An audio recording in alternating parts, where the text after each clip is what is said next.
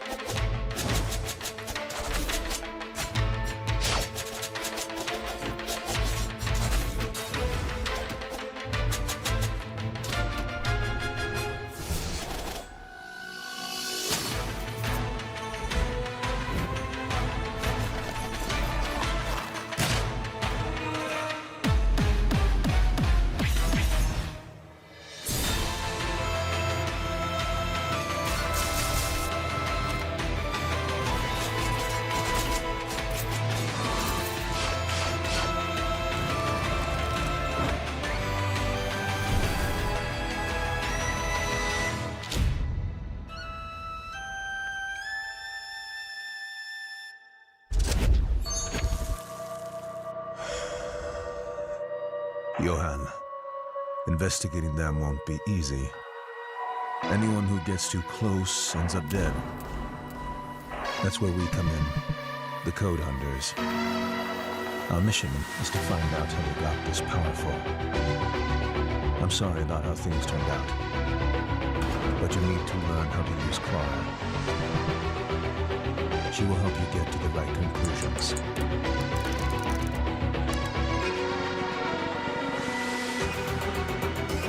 And don't fall for their lies.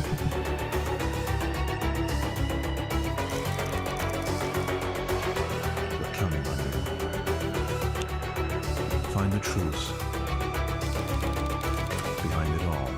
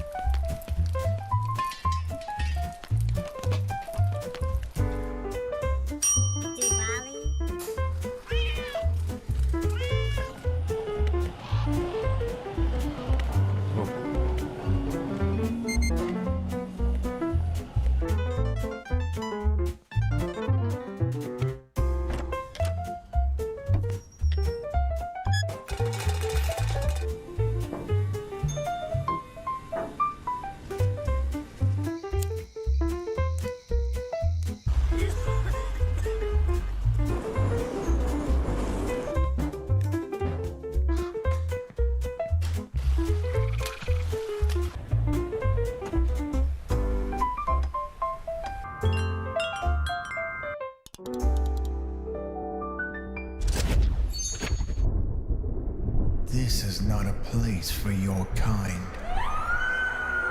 You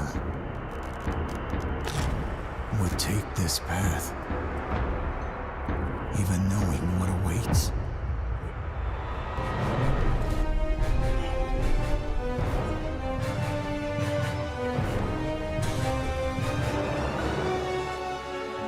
Follow the pale fog, and destiny's riddle will open. Another mask in Yarim. But not all faces are strangers, are they? I see a spark in your eyes. Will you be able to kill me again? Chill them all.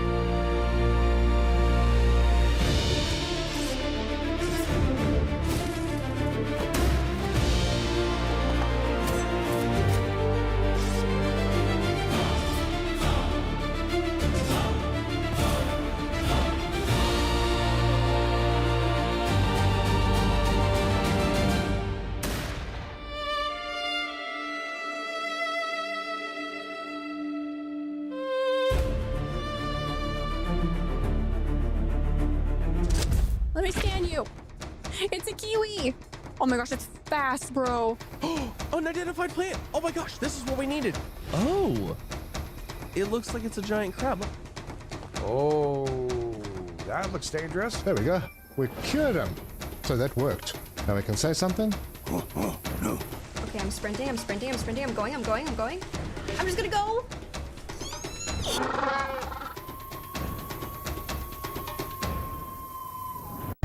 Oops! I was hoping for a softer landing, but at least I'm finally here. Do you see it? Every plant hides a secret. I'm going to unleash my botanic powers. Met the locals and had some welcome drinks together. Found mysterious ruins with old machinery. Astra Botanica, where science meets adventure. And nothing goes to plan.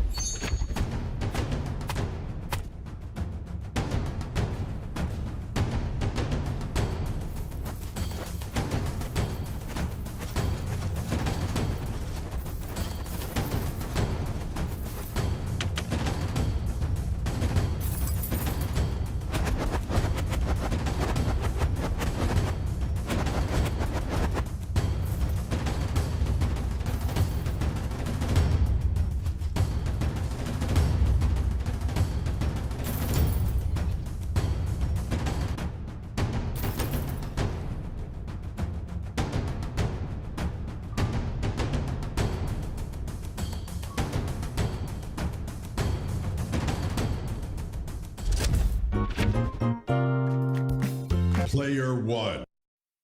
Player 2.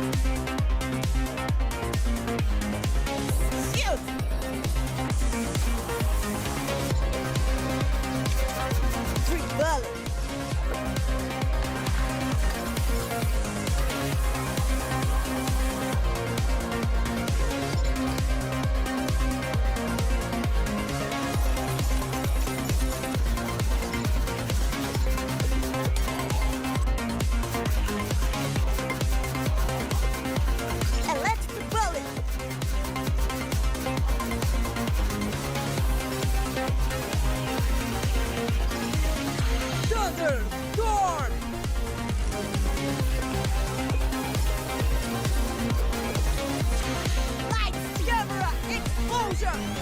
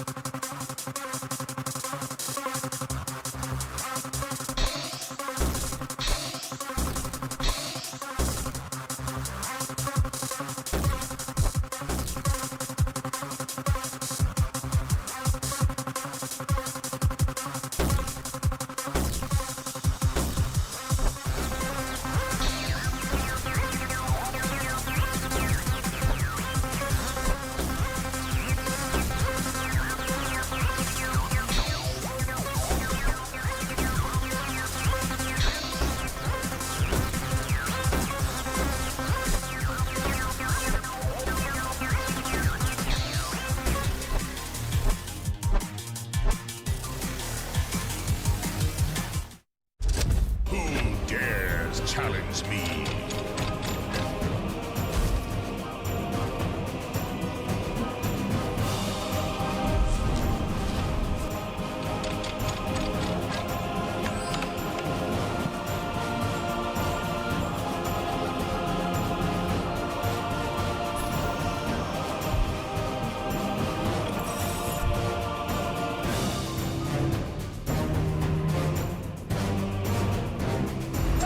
Archer, roll the skull of fate.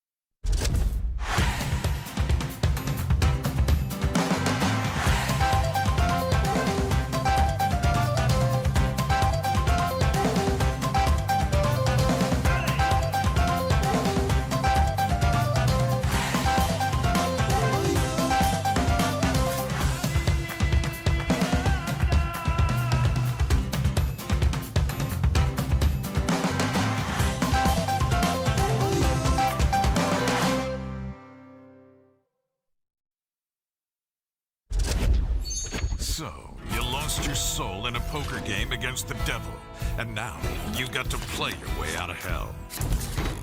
In the Devil's Due, you'll face impossible poker battles where each enemy is meaner and freakier than the last.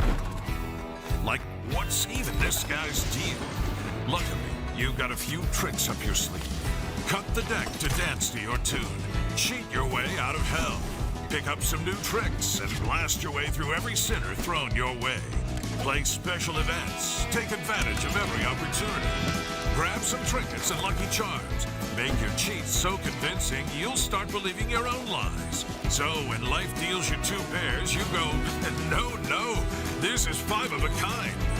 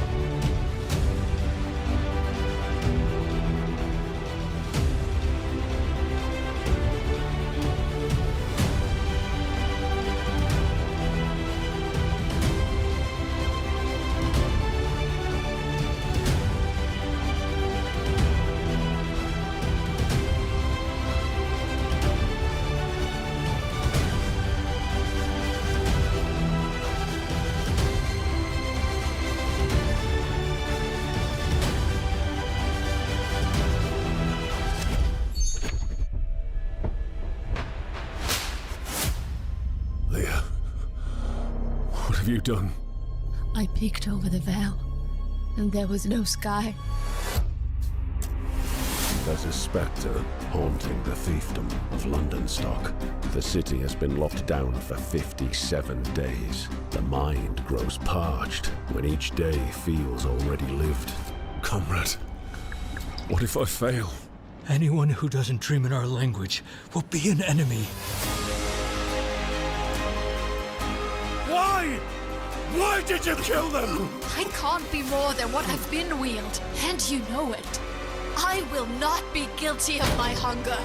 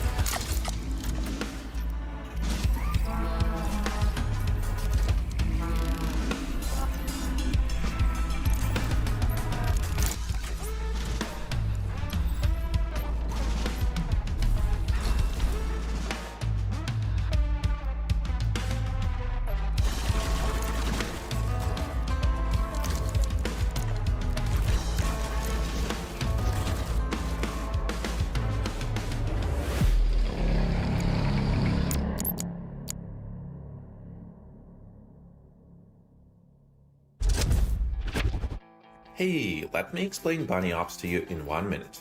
Go! Bunny Ops is a tactical PvP third-person shooter where you play as a humanoid bunny fighting, well, other humanoid bunnies. The gameplay revolves around suppression and destruction. Being fired at suppresses you. When suppressed, you can't shoot back, but you can sprint longer. So, take a risk and maneuver under fire, or hunker down, but remember, everything, every fucking thing can be destroyed, including your cover. That's why Bunny Ops shines when you play in teams. One teammate suppresses, the other flanks the enemy. Earn carrots by performing actions. Spend those carrots on customization items. Yes, including tactical banana pouches. Maps, with 4 or 5 available at launch, feature game modes like control points, payload, and capture the flag. On top of that, each map has dynamic events, like train wreck and helicopter crashes, that are literally game-changing. And to add even more spice, maps contain modifiers, like the floor is lava or asteroid attack. Whew. Currently, our tiny team is working on a demo, so please add Bunny Ops to your wishlist on Steam. This way, you'll get notified when the demo is out.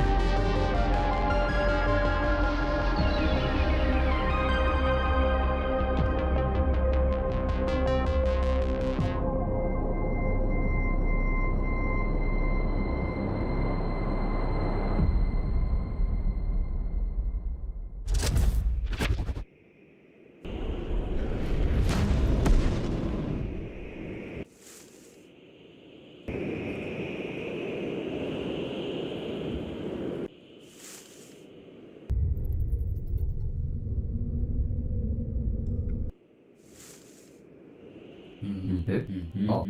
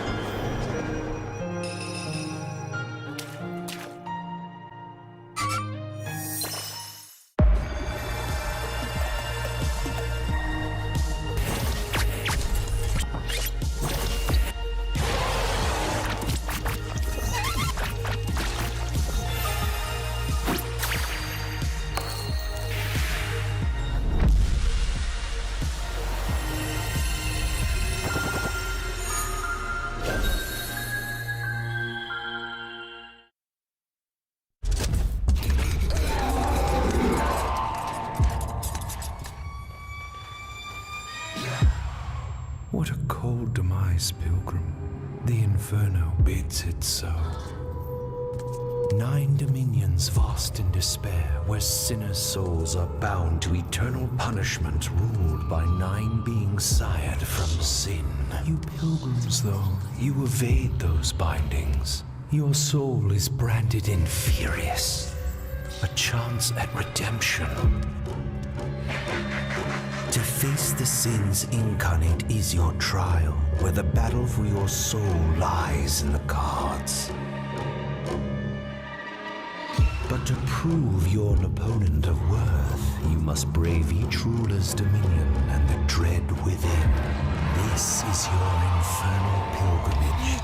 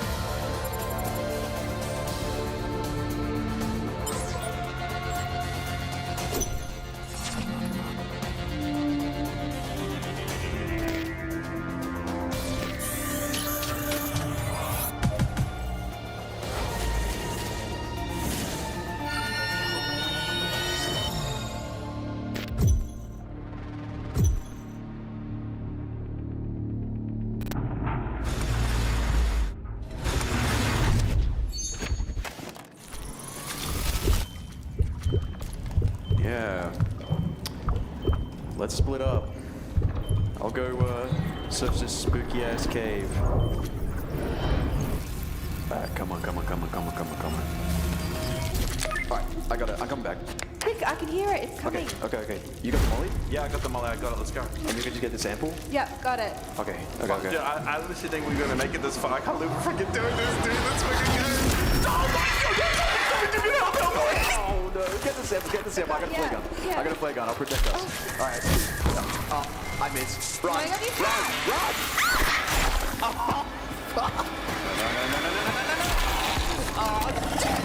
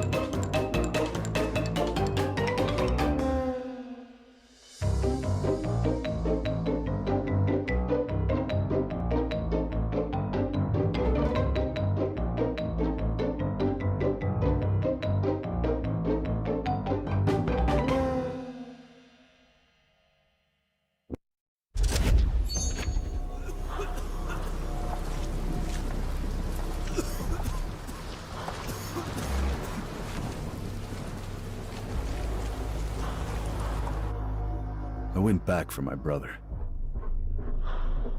I swore I'd never return. Back then, I ran. Instead, in the past, never stopped following.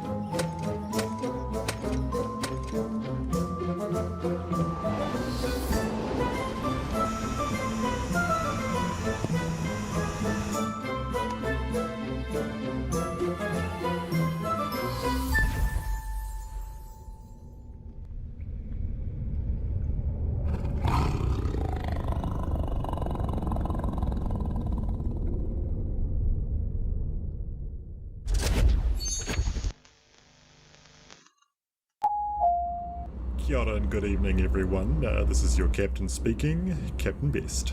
On behalf of all of us in Plane Airlines, I'd like to welcome you to Flight PA 665 bound for Te Whanganui Atara, Wellington.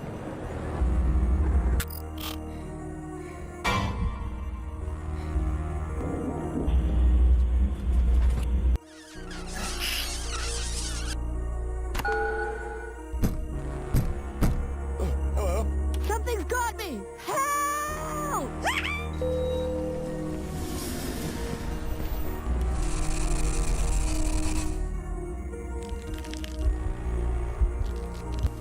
What's going on? You say spooky, I say erotic.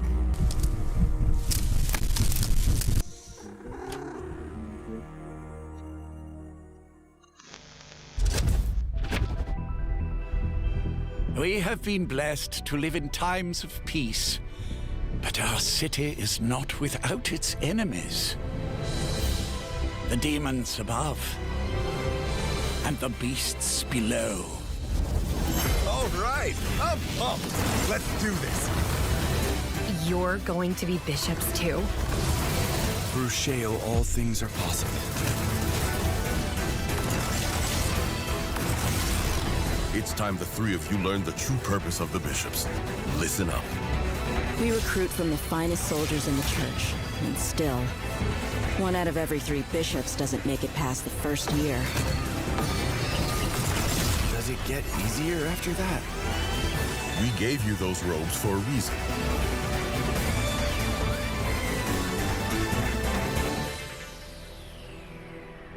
Damn, I love the church.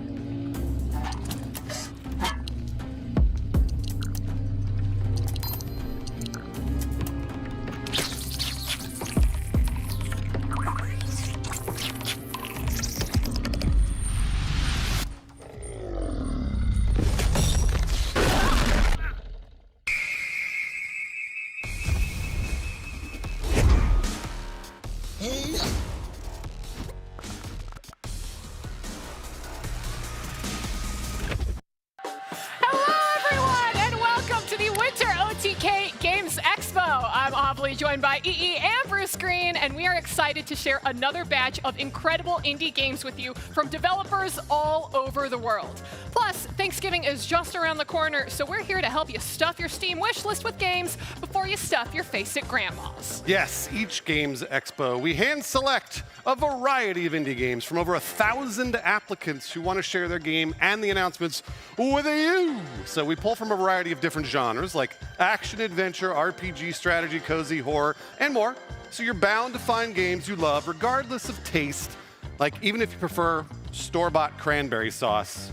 And nobody does. Yeah, that's kind of weird. That don't happen in my household. I'll just say that. Now, because we love our indie developers so much, we have two very special prizes for our games here today. The first prize is our $25,000 developer grant pool, which will award 5 developers $5,000 each, okay? And the best part about that is you ain't got to worry about we think because you get to decide who wins it all. At the end of the stream, we will open voting via our extension where you can place your vote for the titles that you think really deserve it. And speaking of which, if you're watching on Twitch through our channel or our many co-streamers, you should see the OTK Games Expo Twitch extension on the side of your screen. After each of our trailers play, you'll see a pop-up in the bottom right corner of your screen where you can click to directly wishlist the games on Steam. Let's try it right now with Mad Mushrooms to Kill a God. And go. Is it there? Did we do it? Have you wishlisted it yet? Yeah? Not sure I see it. Did your co-streamer not read the brief and enable the extension? Is your co-streamer Soda popping? Is he yelling at us in chat right? Come on, Soda! I'm really, Soda, I'm sorry. I don't know what happened. I don't know. We encourage everybody to wishlist as many games as possible. It's free. They're going to pique your interest, and it greatly supports the developers and the indie game scene as a whole. Just click the button. It's so simple. This year's been filled with so many amazing indie titles, while some AAA studios continue to pump out the same recycled crap every single year. So if you'd like to see innovation in games, support new developers, wishlisting on Steam, trying out demos, that's the way to go. 100% co-signing on that one, Bruce. Now look, the second special prize that we have for our developers today is the Starforge Art Star Award that is gifted to the game that the fans believe had the best art style, okay? That game will receive, okay, a Starforge Custom Voyager 3 PC with their game's art decorating all over, okay? Take a look at last year's Expo winner, Ad Mortem. Oh, it looks good. It's got so much blood all over it. Man, I mean, the game looked great. I can't believe that they made it look even better on the Starforge PC case. Yeah, that's like just legit customization that, I mean, I can't imagine anybody not wanting that. Absolutely. No, it looks great. Yeah, and all of our developers then get to develop their game on the PC. So it's like, let's go. Obviously. All right, the info has officially been dumped. So it's time to showcase some winter games. Or fall games, because it is still November, technically. I think winter starts December 21st. So there might be a secret season between winter and fall. We call winter autumn. Okay, you know what? I've played like 150 indie demos over the past 2 months. Seasons mean nothing to me at this point. Okay, you're all right. You okay? I want to see some games, man. I want to see some games. Now, well, to kick things off, we have two very special announcements. But why hear it from us when you can hear the news from a Mad Mushroom owner and representative themselves? Please welcome out S-Fan! Hey! Hey! Hey, all right, come on in. Good to see you. Good to see you. Good to see you. A big dog. What's up, man? Hey, well, hold on. I want a hug. Oh, he didn't get a hug. Oh. He didn't get a hug. I thought we were doing the Key and Peele thing. I'm out of here. Thanks, awfully. Okay, so guys, we have a few updates to share from Mad Mushroom. We've been absolutely cooking this year on the publishing side. So we launched Conquest Dark. We launched Hell Clock. Okay, both of which have been awesome. And we're going to share some new updates on that later in the show. However, I want to start with something else first. We can't come to the expo without something new to share with you guys, okay? So we're going to start with the title that we're announcing right here at the expo, and that's going to be Night Swarm.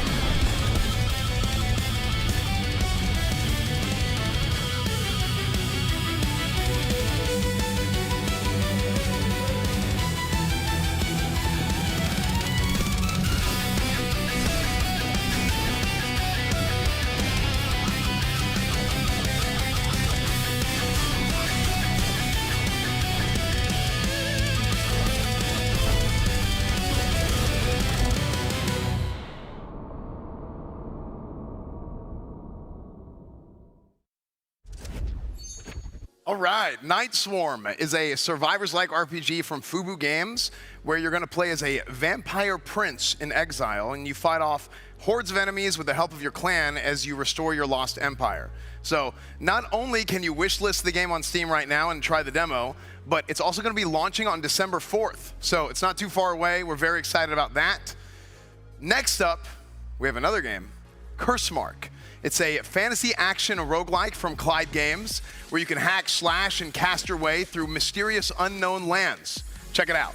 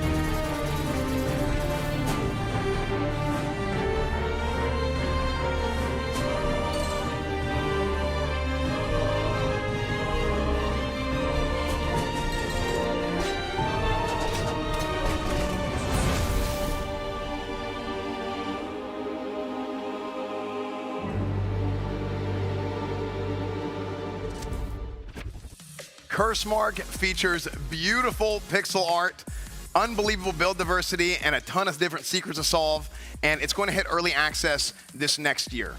That's right. You can play both the Cursemark and Night Swarm demos today and join us and SFan during the Winter Games Expo post-show.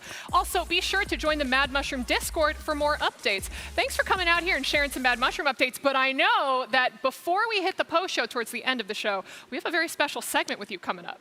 Yes, yes. There's a very special game that you guys are going to get to see some first-time live streamed gameplay of. You could say the name of the game. That's what we're doing. Yes. Yes, tell them. Guys, I'm going to get to play a little bit of Crimson Desert live. So, yeah, we're going to be doing that in the post-show. It's going to be super cool. On top of getting to get a taste of the new Mad Mushroom games, too. So you're not going to want to miss it. Yeah, I played a little bit of the Crimson Desert demo in PAX East. I got my butt whooped. I'm excited to see if you have the same struggles as me. Yeah, well, actually, the same thing happened to me. I was walking the floor at PAX East, and our friend Will, came and grabbed me, and he's like, "Here, come to the back room." And I went to this back room, dark, barely lit, and it felt like I was in an interrogation chamber. He's like, "This is secret, okay?" And I was like, "Oh man!" So I got to play a little bit there and get to see some of it. So, yeah, that was sick. Actually, I don't even know if I think I couldn't play. I think I had to watch. I think it was very yeah. I think I only had to watch. Which you're not even allowed to touch the controllers. Well, I'm excited to see that, SFan.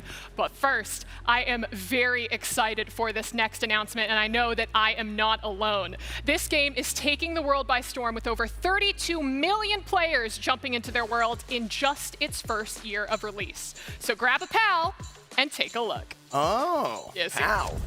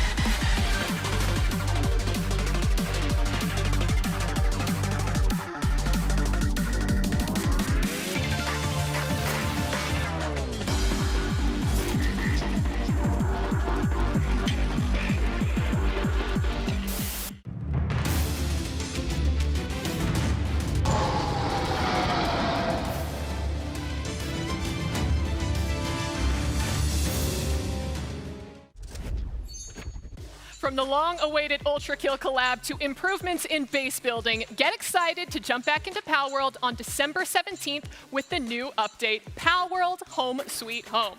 Plus, keep your eyes peeled as Palworld moves out of early access with an official release sometime in 2026. How many Love-Anders are you sending to the mines, you industrialist monsters? All right, I mean, you know, look, I had a sweatshop of only depressos. That's fair. They're already miserable. It's a morally neutral thing.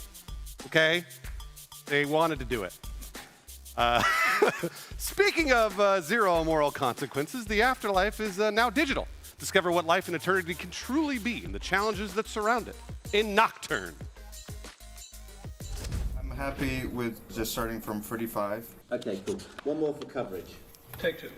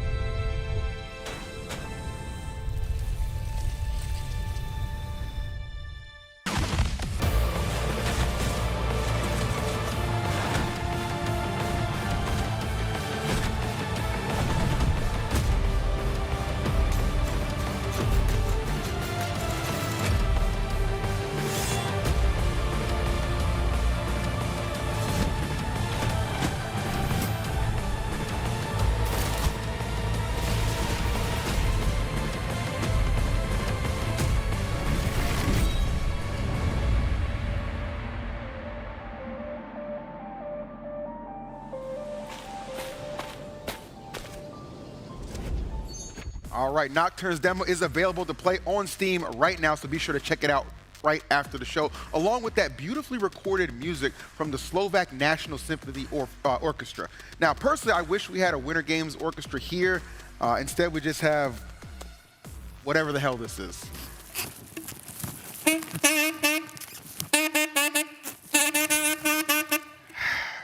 You know a brother didn't write this script, that's all I'm gonna say.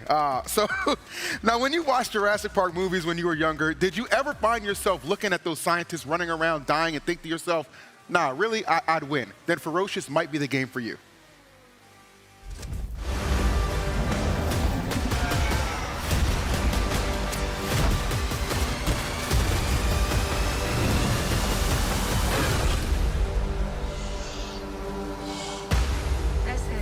DCD. It enables communication with dinosaurs.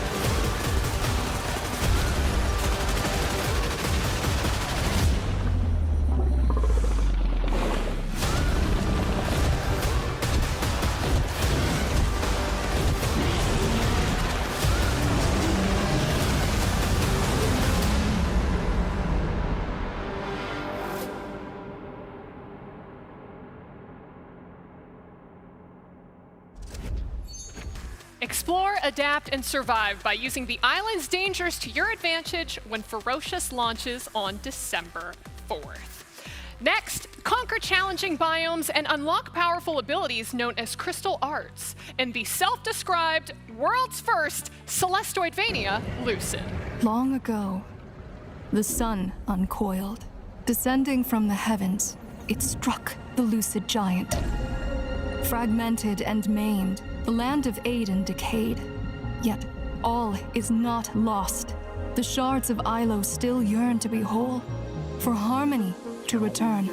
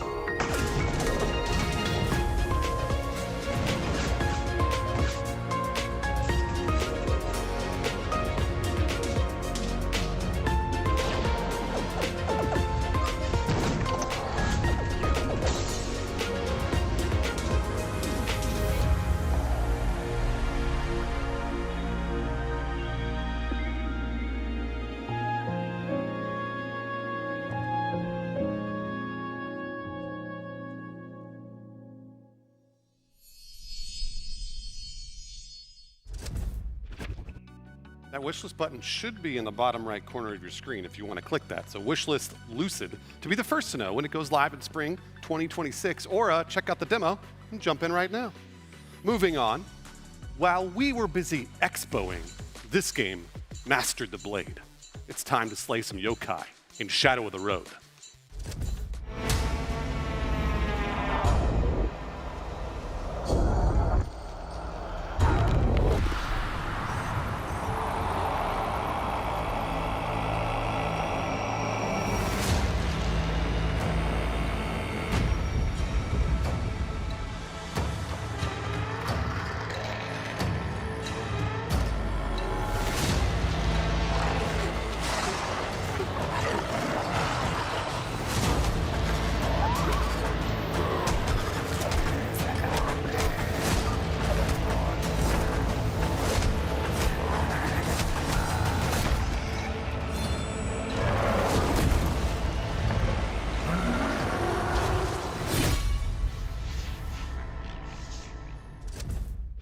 A demo for Shadow of the Road is available now on Steam, so make sure you wishlist the game to keep up with future updates, as well as keeping an eye on their socials across Twitter, Facebook, and Discord, all right?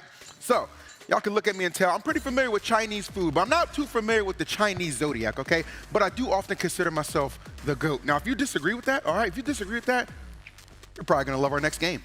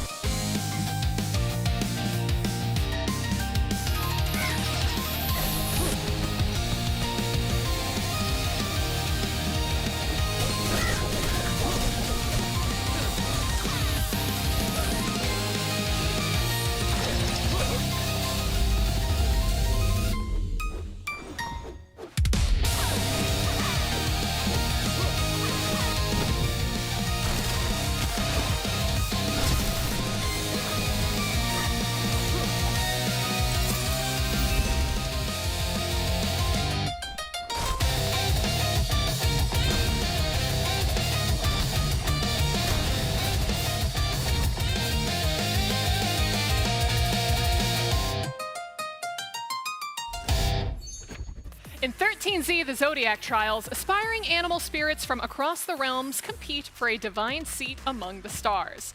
Play the co-op demo on Steam today to secure your place in the 13th Zodiac. Now, it is time for our first world reveal of the day. And while I definitely didn't make this next game, just know that I wish I did.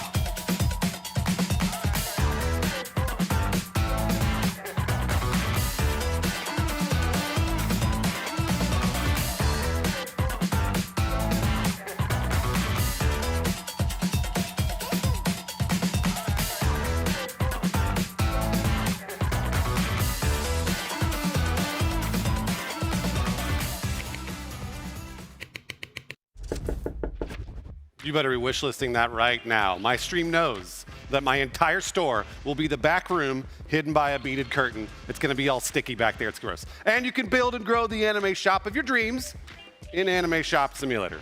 Just make sure you're enforcing the deodorant use for your customers because they all stink. They're terrible. Wishlist the game on Steam to be the very first to know when it goes live. All right, moving on. Before we introduce our next game, where are my people with daddy issues at? Yo! Get ready to uninstall that therapy app, Avali, because our next game aims to put an end to the evil doings of your father in Save Seeker. Finally!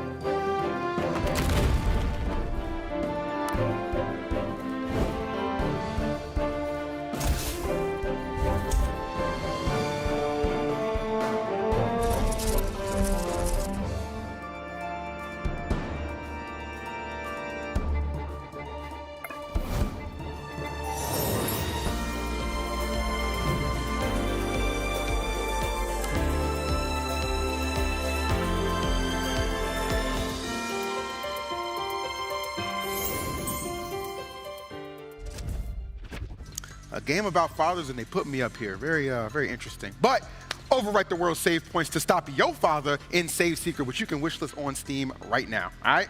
Now, this might surprise you, but fishing isn't just relaxing. It's actually terrifying. If you need some proof of that, in our next game, 3 strangers take a detour from their usual fishing holes to investigate Drowned Lake.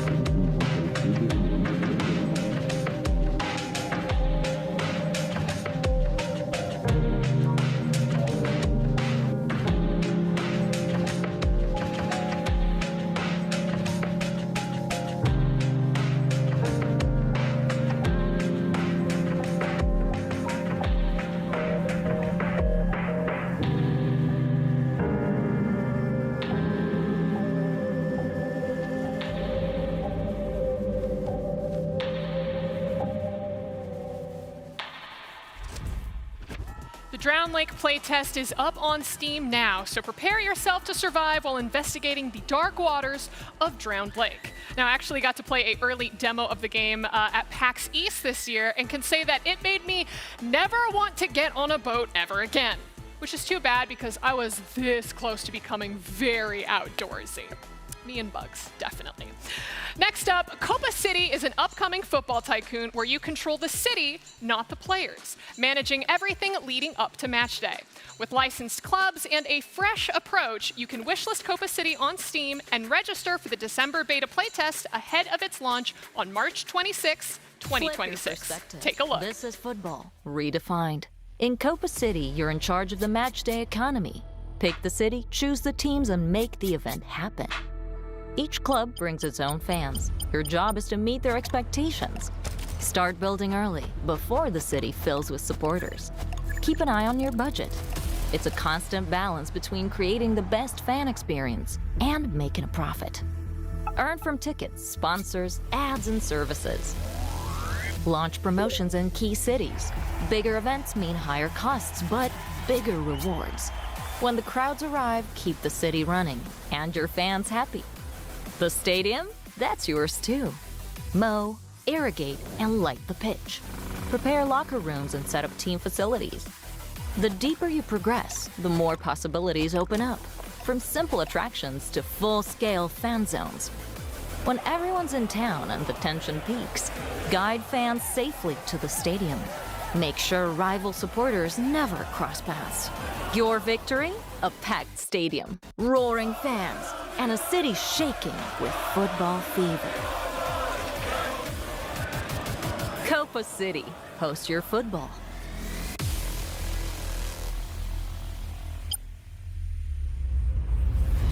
Register now for closed beta. Here at Homebound Industries, we are thrilled to announce the successful rollout of AGI in all new appliances. Attention customer, we are issuing a recall of the Series 5 domestic normalization unit due to unexpected behavior.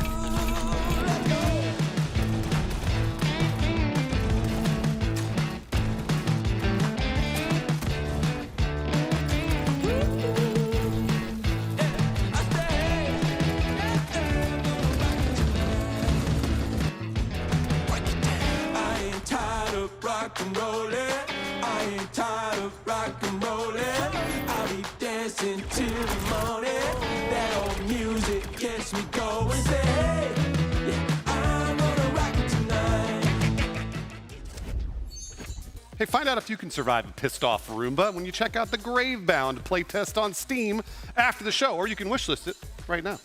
Moving on. Do you ever wonder how the dungeons you're crawling through got built? It's time to experience all the careful planning that you ruin every time you loot a boss chest with Underground Security, Inc.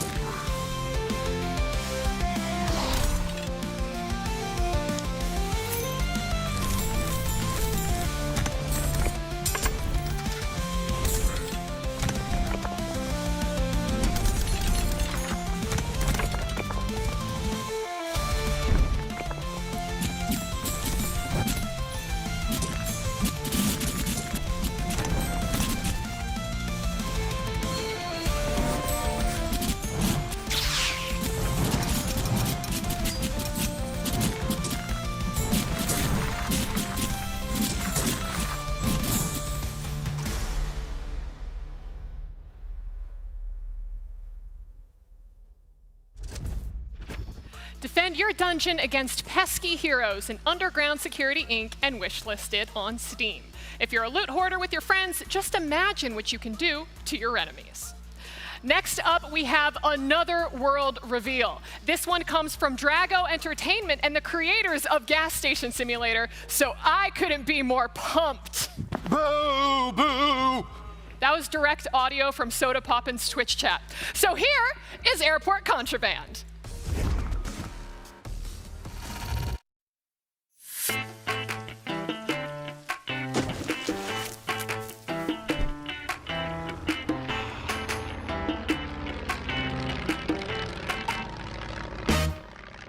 Welcome to Caldora Airport. Things here are a little complicated, to say the least. Some travelers come here for rest, and others bring secrets you'll have to uncover. Your day as an officer is not as simple. Check papers, keep your eyes open, and trust no one. Search passengers to ensure they are not hiding anything. Use chemical tests. Instincts can fail you, but science won't. Observe, ask questions, and scan those who can hide their nerves.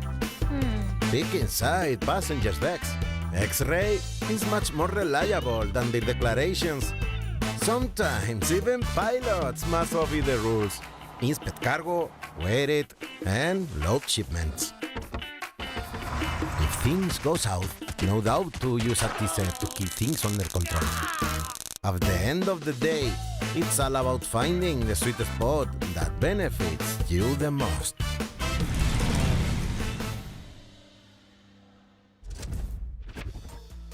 I love this game. Check documents, question passengers, search luggage, and inspect cargo to uncover smuggling attempts and maintain order, obviously. It's like you're the TSA, but you're actually getting paid this time around. Wishlist the game on Steam today to stay tuned for updates.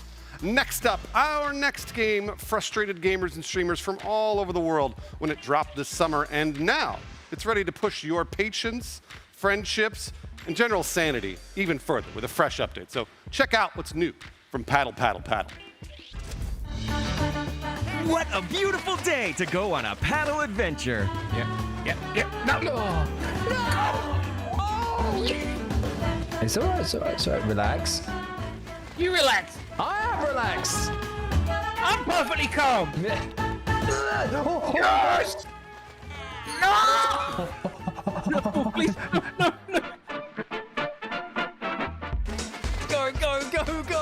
Go. I'm right here.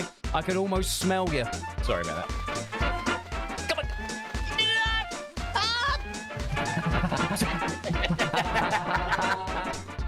Oh, no! Go, please. Oh, God. You cheating again. I'm not cheating. Oh, I can't give up.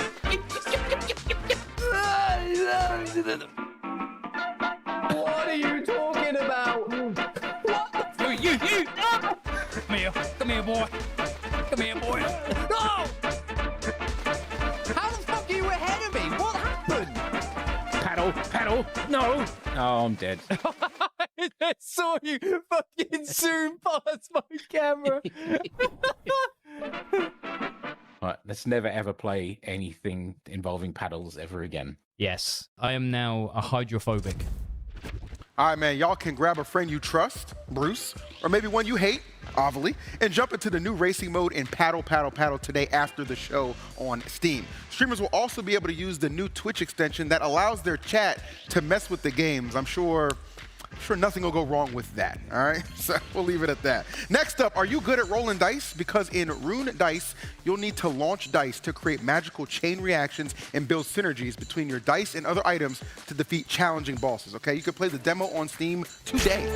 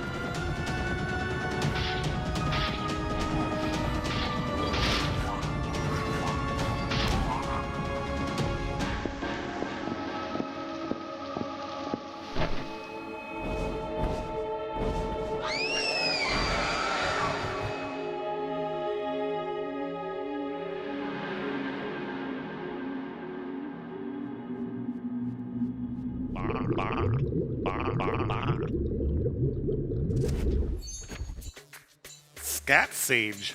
In Hark the Ghoul, you'll slash, kick, and magic your way through an adventure brimming with secrets and curious encounters like the Scat Sage. Wishlist the game on Steam today, and check out their demo too. Do it right now. Hey, if you like derelict towns, ladies in leather and denim, or of course, attaching cranks to pipes, who doesn't? This next survival horror throwback is for you. What would you do to get the undead band back together? Find out in Liminal Point. Eyes up here.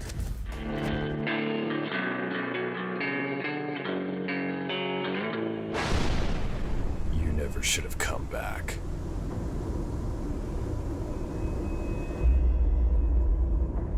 I got a message from Mira. She's been gone a long time. Ran when things got hard. Left the band behind. I need to know why. Why she vanished when everything was coming together.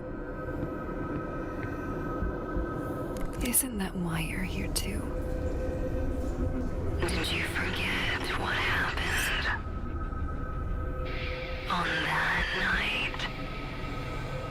This place remembers, and so do I.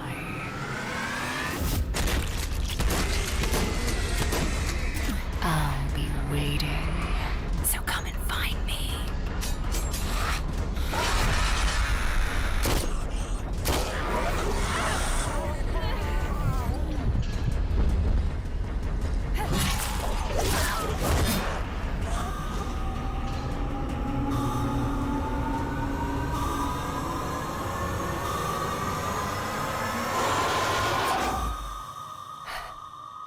Mira.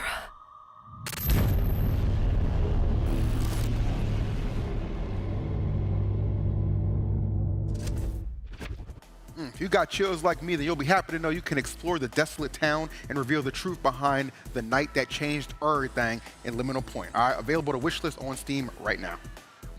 Now, unlike the Hood, weapons are overrated in our next game. Prepare to parry and block in Super Adventure.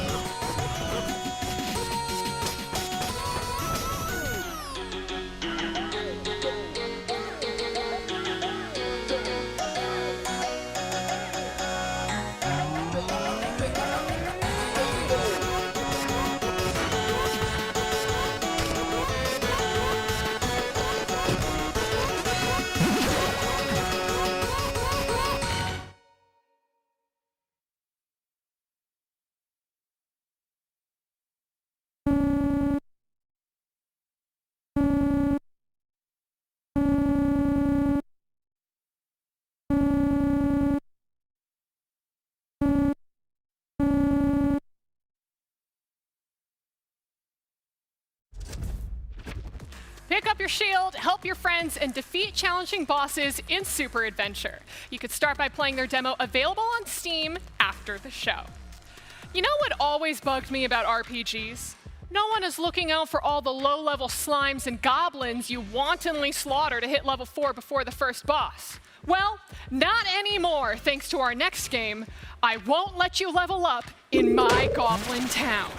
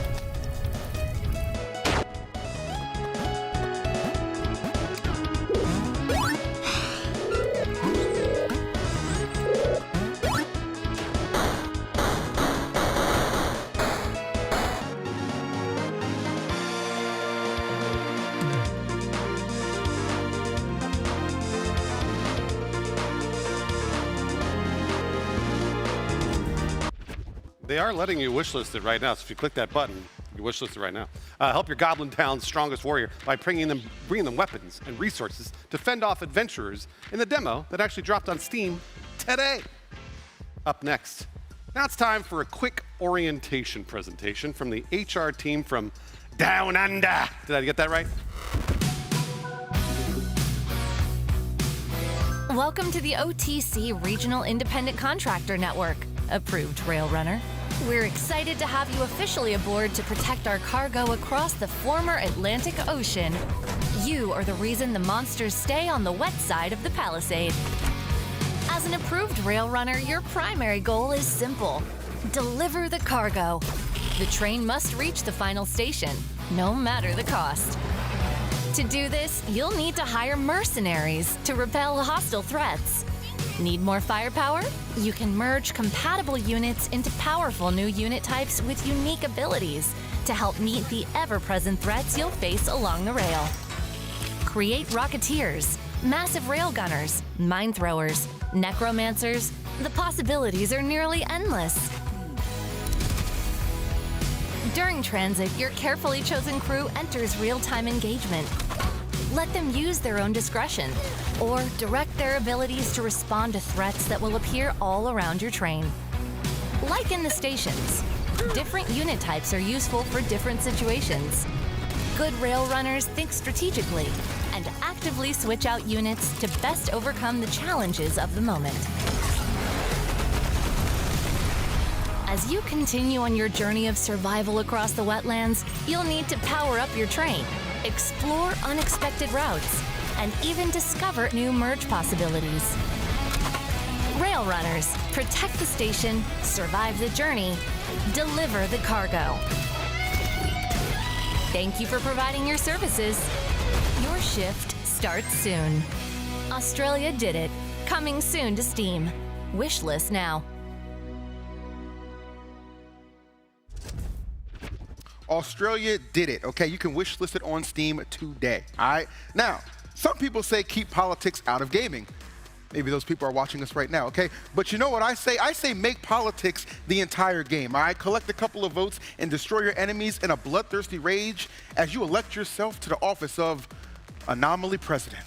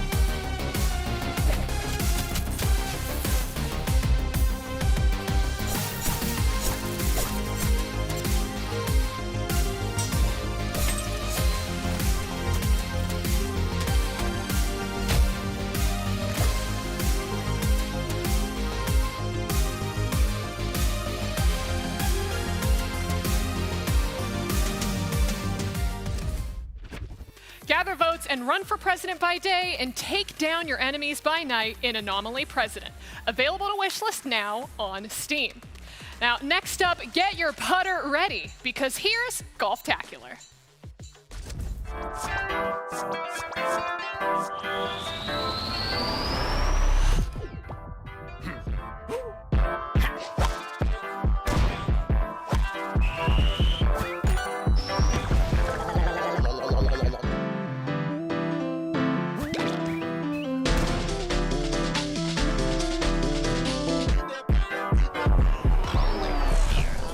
Golftacular.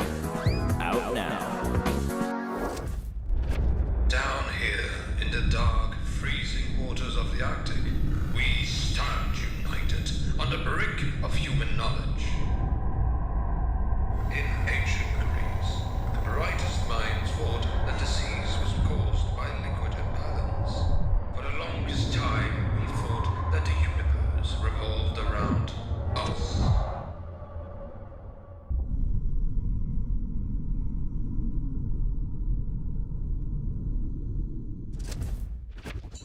Scary. Our next title blends survival roguelites, bullet hell, and Operation Dumbo Drop in a fast-paced action shooter. It'll make sense, I promise. Here's Sliders.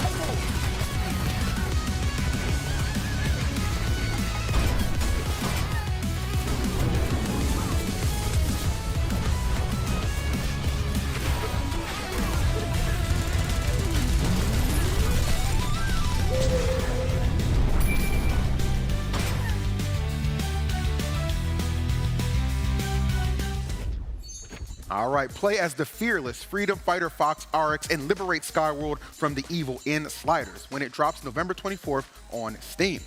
Now, our next game has one of the prettiest trailers I've ever seen in my life, all right? But behind an art style that's tugging at my emotions lies a story of a love-struck astronomer that's also tugging at my emotions. Chat, let's get emotional together. Here's Mayak.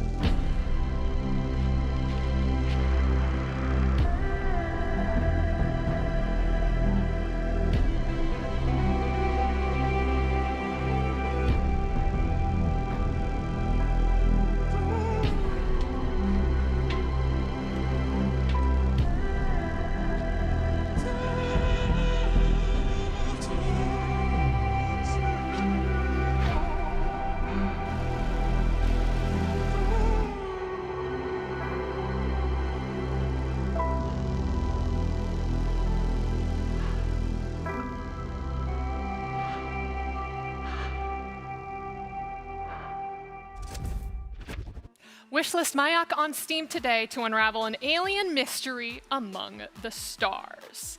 Now, earlier this year, we showcased a game from a very talented young developer named Logan. Logan was 7 years old when he showcased with the OTK Games Expo with his debut title, Pigeon's Mission. Now, his game is ready to be released to the world, so take a look at Pigeon's Mission as well as a few words from our youngest and brightest developer.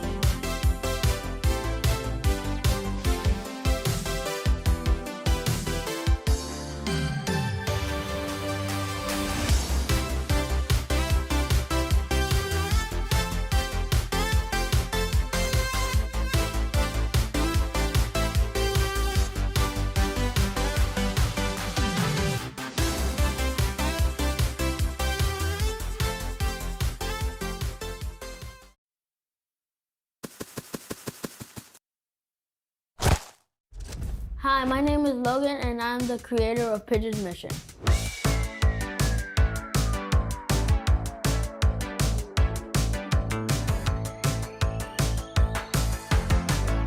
I'm Logan's dad, and I am helping Logan with Pigeon's Mission. Pigeon's Mission is about Archie Airborne, this 9-year-old pigeon that his parents get captured by someone named Crazy Guy. Then he needs to try to go on a mission to save them. Our first enemy is gonna be a snail that has a spiky shell. Ooh, I like it.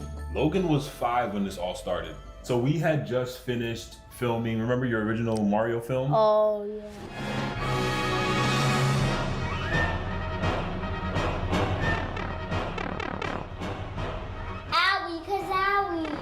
And made like this cool thing, and I was like just the, I guess the assistant, right? Just for helping you record. I think like a week later you came and you were like, I want to make a game. Yeah, and then you said that we were only gonna do 2 worlds, but then by then I made 7, so then we made the worlds shorter. He had a sketchbook. He was already drawing. Logan was already artistic and super creative when this started. When Logan approached me with the idea, he had already had like 10 pages of sketches. Like he had the full story, he had the main characters, the main bad guy, crazy guy, and a bunch of supporting characters. I was like, man, this would probably be a fun idea to implement and do.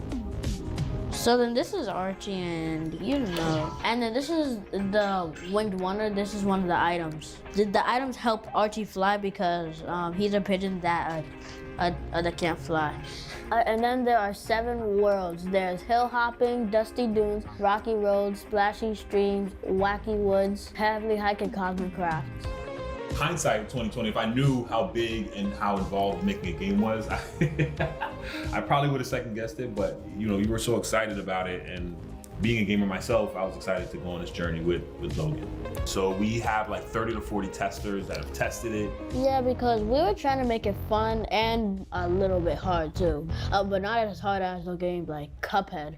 That's fair. And then who knows? I like to write, Logan likes to draw. We just want to keep it open and fun and engage with our audience and keep it going. Since getting in the expo, it's helped us reach so many more people. We've had probably at least a few thousand wish lists on Steam, which has been crucial for us being a small indie studio, just us. That's when we had to extend the game, like 2 years. That's great if you're thinking about downloading it, because I want you to have fun and enjoy my game. Pigeon's Mission is available on Steam right now. Check it out.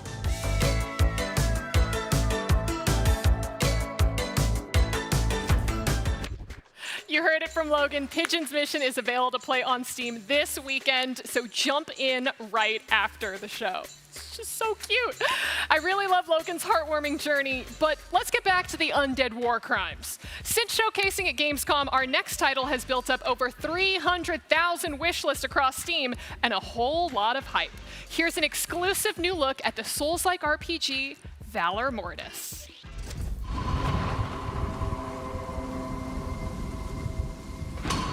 Every empire has been built on ashes. That is why you must never lose faith.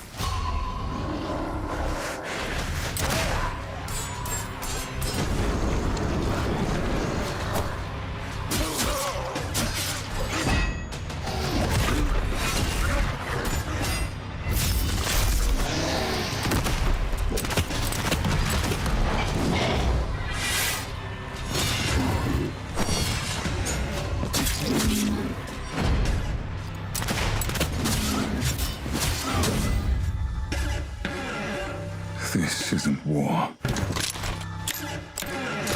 This is damnation.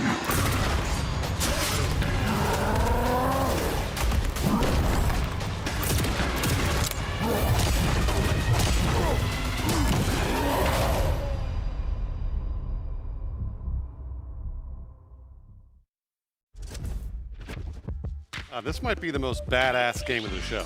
So crank the difficulty up to French peasant as an undead Napoleonic soldier fighting to prevent a world-ending conspiracy. Wishlist Valor Mortis with that little button on Steam, and follow the team on social media to stay tuned for more updates. God, man, I can't wait. Next up, it's time for another world reveal. Will you be able to brave an industrial revolution alongside a cast of woodland critters? Or will you forsake them in the quest for fat stacks of cash? The answer is I will.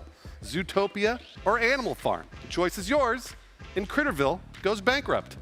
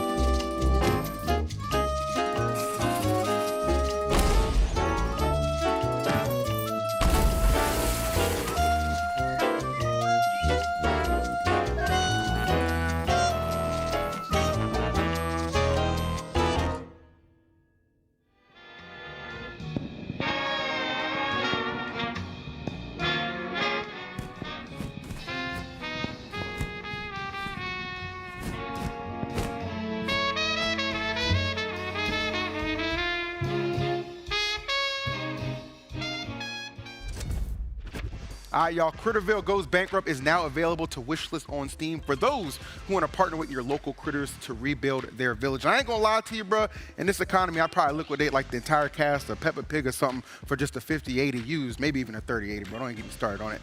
It really be like that. Now, you know I got nothing against tarot, okay? So save your curses. But it's time for some spiritual cards that actually shoot some magical beams, all right?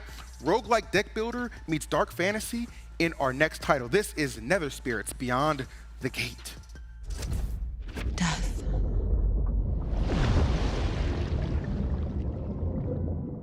The end long shunned, now reached. Yet your soul, by cruel fate, prevails. Shattered, falling, reeling, claimed by the Never. Seek the pillar, reach the light, become whole again.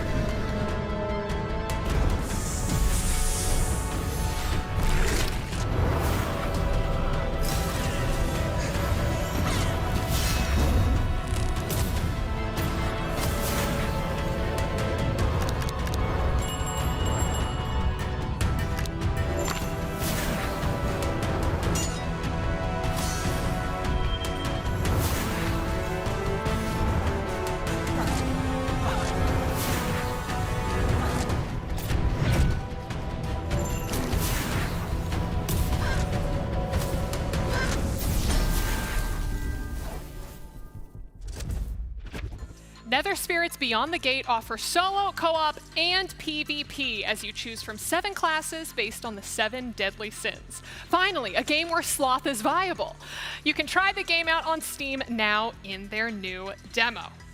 Next up, who said that you need to live in a cave to be a proper adventurer? You should be able to decapitate your enemies and then fashionably arrange their body parts into a tasteful kitchenette. At least, that's what I would do. What will you do in Dungeons and Dining Tables?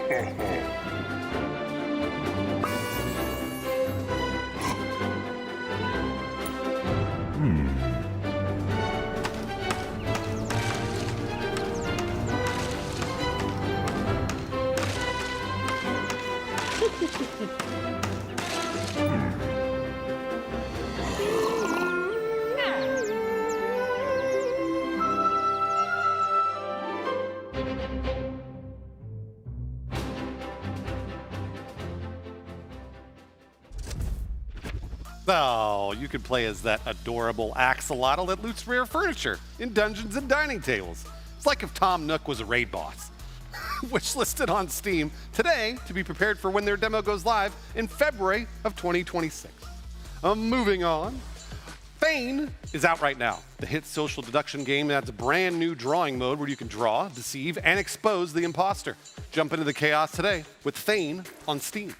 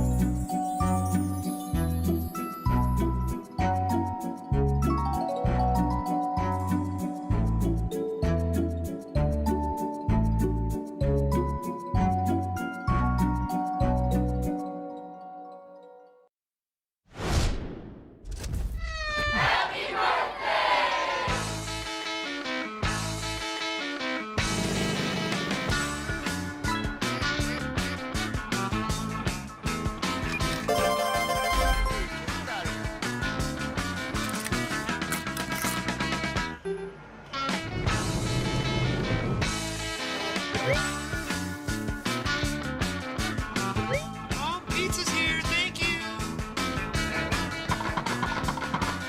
G49. Bingo!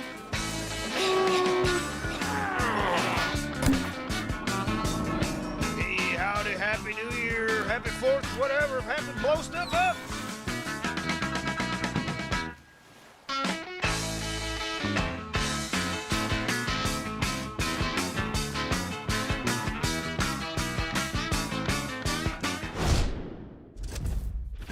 The coin game is rolling onto consoles in early 2026 to bring you the ultimate arcade adventure filled with ticket games, quirky robots, and hours of chaotic fun.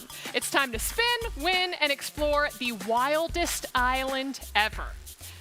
Our next game comes from one of the biggest channels on YouTube. YarnHub has spent years creating films that show strikingly accurate portrayals of military planes, boats, and battles throughout history. They're now bringing that same eye for realism to the world of gaming. Your dad may have watched too much History Channel, but now you get to play it. Here's a new look at Brass Rain.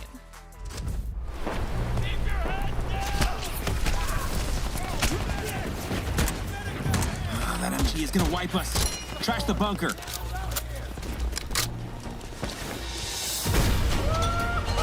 Hello, boys. Cavalry's here. Not for much longer. Play out.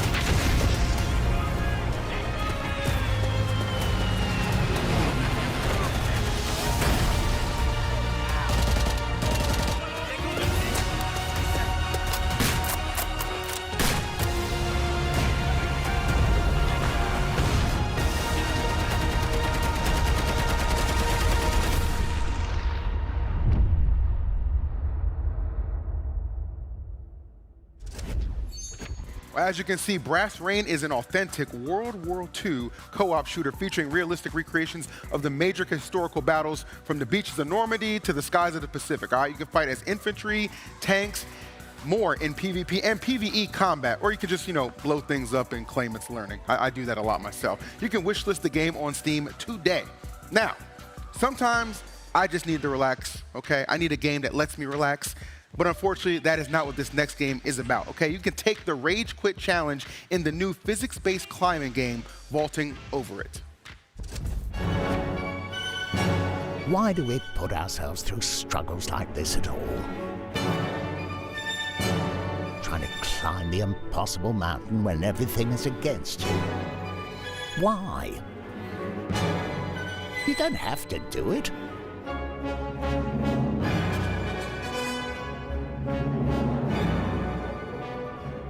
Not unless you like the pain.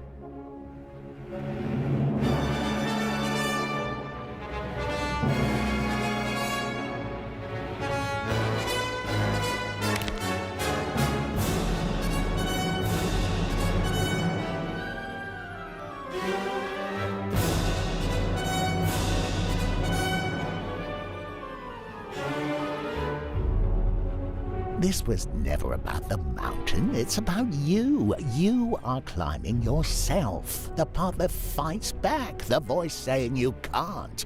The only way up this mountain is to defeat yourself.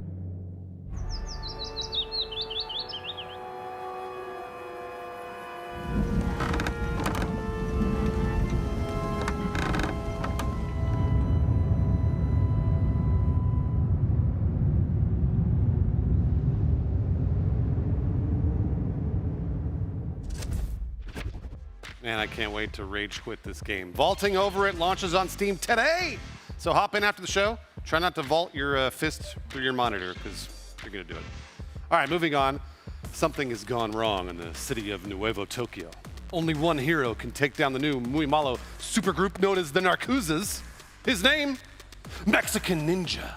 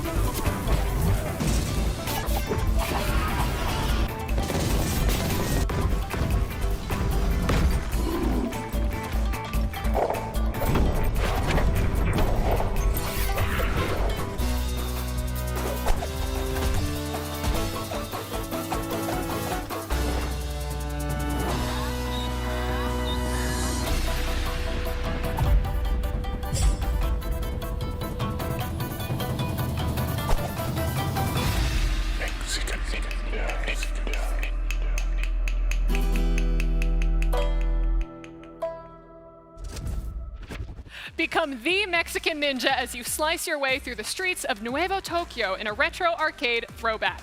Slice and dice in the new demo today after the show on Steam. From the creators of fan favorite Black Mesa comes a brand new 4-player co-op shooter where teamwork is everything. Join forces on intense missions with evolving objectives and powerful upgrades. But don't take it from me. Hear it directly from the team behind Rogue Point. I'm the Berserker. I've been asked to host this video about Rogue Point. They said I should be professional, informative, calm. I can do this. I can be normal. Anyways, let's do this! Welcome to Rogue Point, baby! Rogue Point is a 4-player co-op shooter. Join 3 friends or randoms online to form a rogue squad and go toe-to-toe against the mercs. Every mission is about planning smart, adapting fast, and getting out alive. Wanna go in stealth? Sneaky sneaky. Or my favorite, complete, utter chaos! You choose! So at its core, Rogue Point is about giving the players choice. Every mission follows the same loop. You plan, you execute, then you extract, but how exactly you do that is going to be up to the players. We designed the game with a player-first mentality, so we wanted to respect the players' time, we wanted to respect their disk space. Missions are tight, replayable, and rewarding. You're not grinding for hundreds of hours just to get to the content that you want to get to. We like to say that it's easy to learn but hard to master, so that you're learning the system and experimenting with different approaches.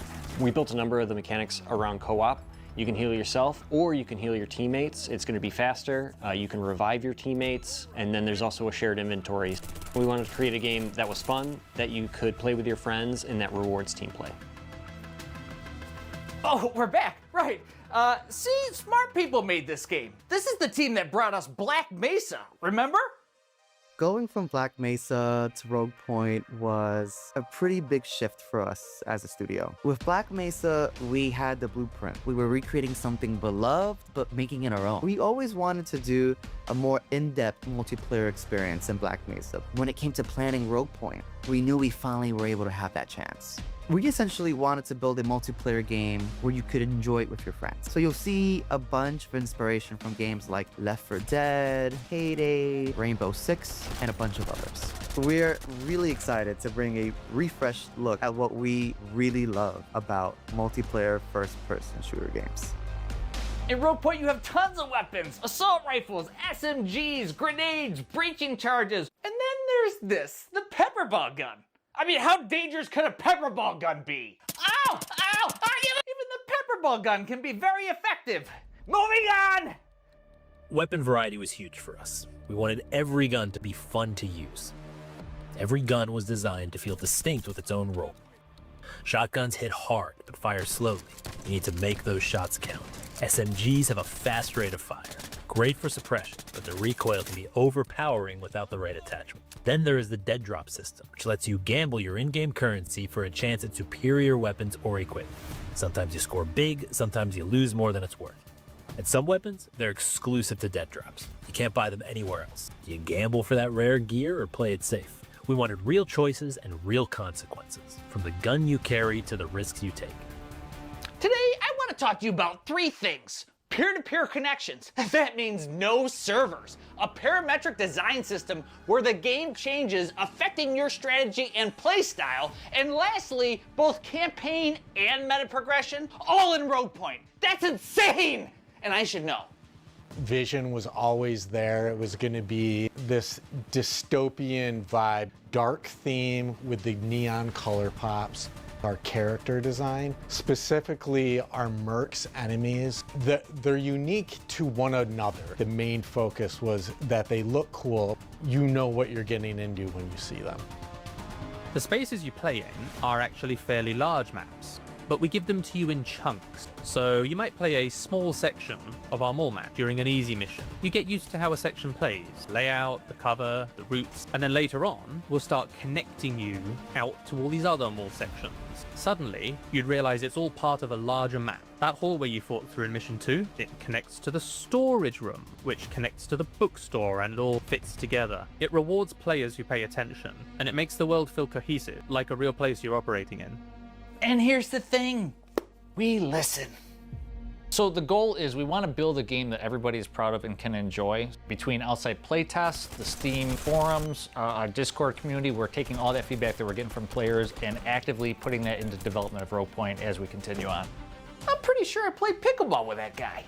Here's the best part. You can play Rogue Point right now. Our open playtest is live this weekend and we launch into early access this December. It's time to go rogue!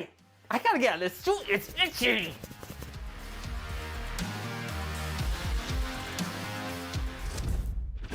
All right, well, if you enjoyed that, you'll be happy to know that Rogue Point is currently having a free public playtest weekend, which you can join up to 3 friends who you want to kind of like, click up with, tighten it up, or 3 strangers you can kind of just blame everything on. That's kind of like my strategy, I ain't gonna lie to you. It's on Steam right now, so we will see you there. Now, our next game was first revealed back in the summer, and it's already gathered over 55,000 wish lists on Steam. Today, they're back to announce their Kickstarter coming up early next year. Here is Shade Protocol.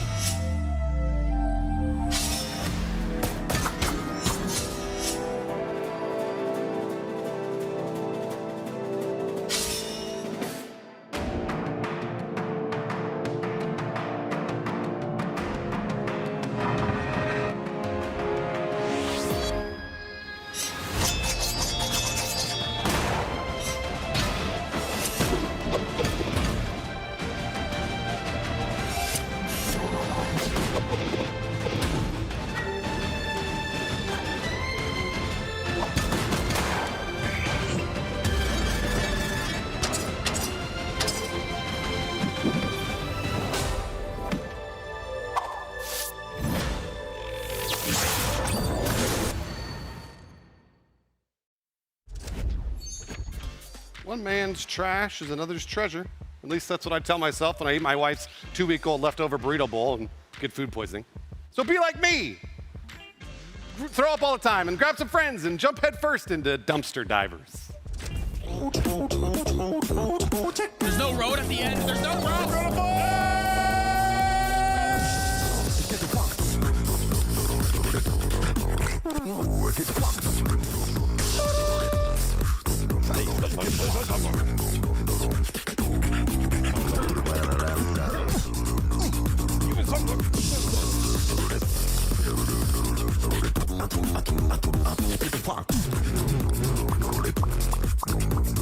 You thinking what I'm thinking?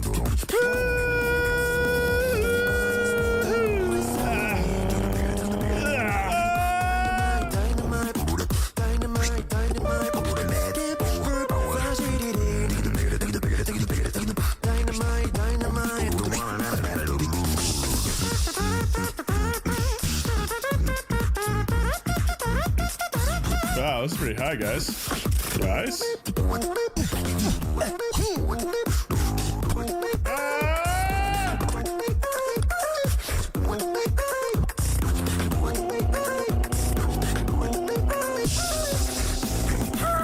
You're gonna miss the turn. You're gonna miss the turn. I can't stop the car. Oh, I hope you know how to swim.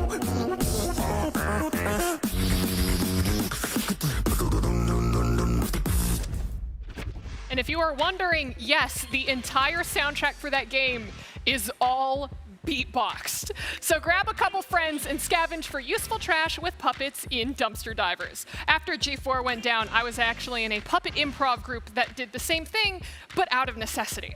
Dumpster Divers is set to launch late next year for PC, and all major consoles will wishlist the game today to follow the game's development journey. Now, are you ready for a disco punk space horror boomer shooter? Is what I just said even a game genre, or am I having a brain aneurysm? Find out in Retro Space. Hello, sleeper. we have some bad news. Our precious planet Earth is dying. So our best scientists and hardest workers have built 13 giant floating space cities to launch them towards our potential new home. Sadly, not everyone was able to join us on this noble journey, but we believe that those we left behind on a dying Earth are all cheering our success, and their memories drives us towards our destiny. Here comes the good news.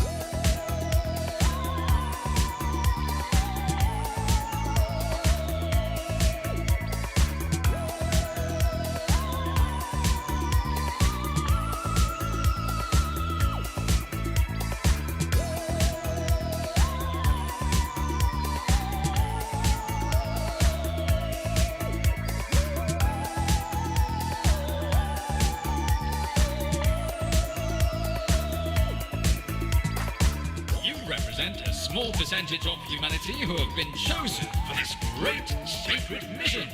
Please sit here and wait until a colleague or a specialist arrives to help you. Once again, the Aurora Board welcomes you on board. Have a wonderful day.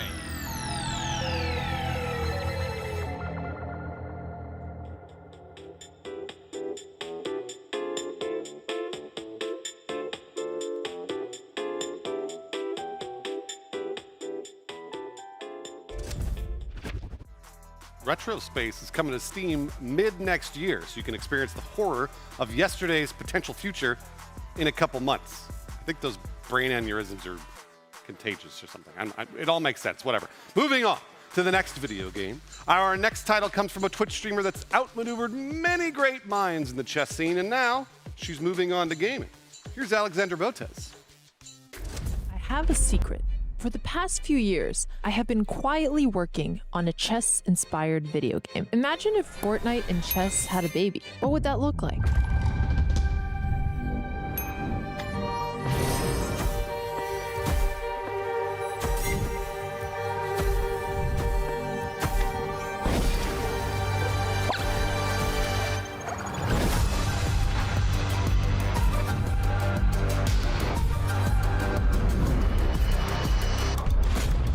Let the show begin. This'll be too easy.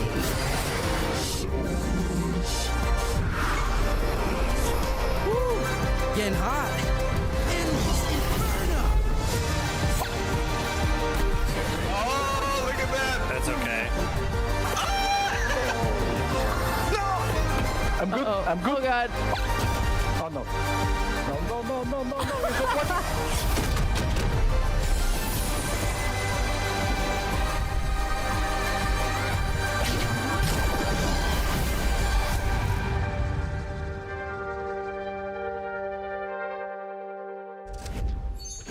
All right, looks good. Now, guys, whether you love Paper Mario or hate massive corporate media, you're gonna love this next one, okay? Because when a greedy megacorp from the real world starts taking over fairy tales for cheap labor, a newly hired storybook hero must climb the corporate ladder and fight back.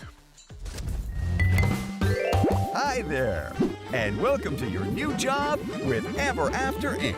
That's right, your fairy tale is under new management. From bedtime fables to epic adventures, storybooks are an untapped market ripe with valuable resources, cheap labor, and profit to be had.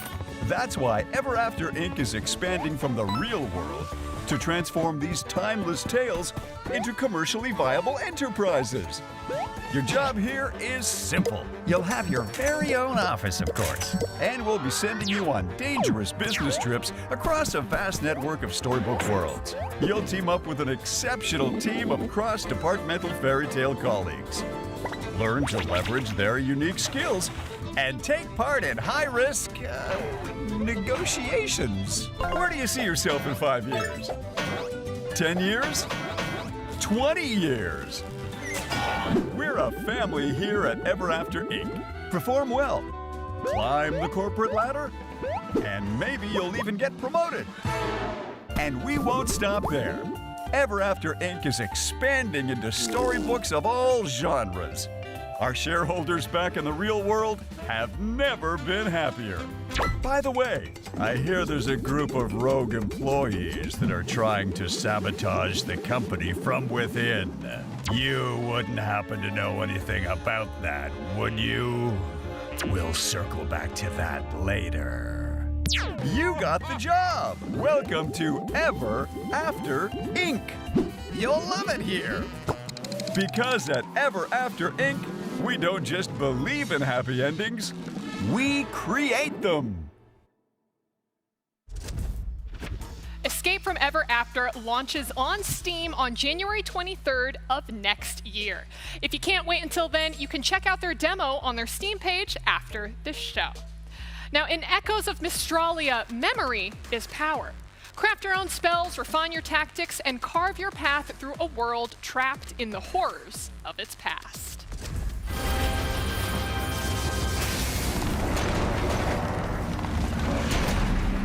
Mystralia was about to vanish into oblivion, but when the goddess called, I answered.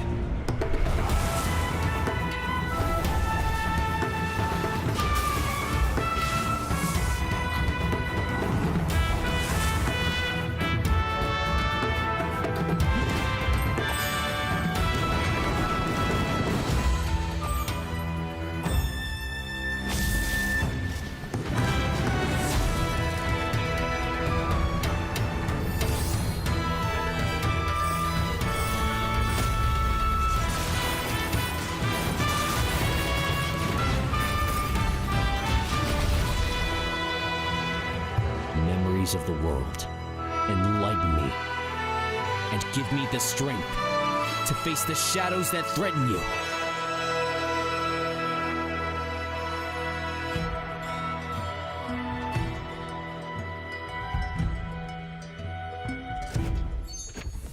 Explore the magical lands of Mystralia and face the shadows of the past that still linger. Wishlist the roguelite ARPG on Steam today with that little button down here. Moving on, if you think farming games are too boring, I don't want to spend 8 days planting 1 carrot. Well, this game has an exciting new crop. It's terror. Here's Besmirch.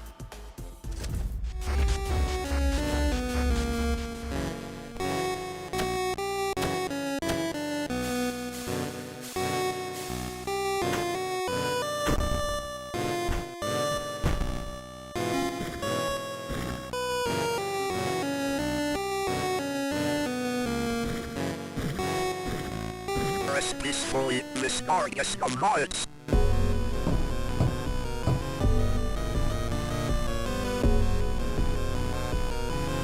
Let me in.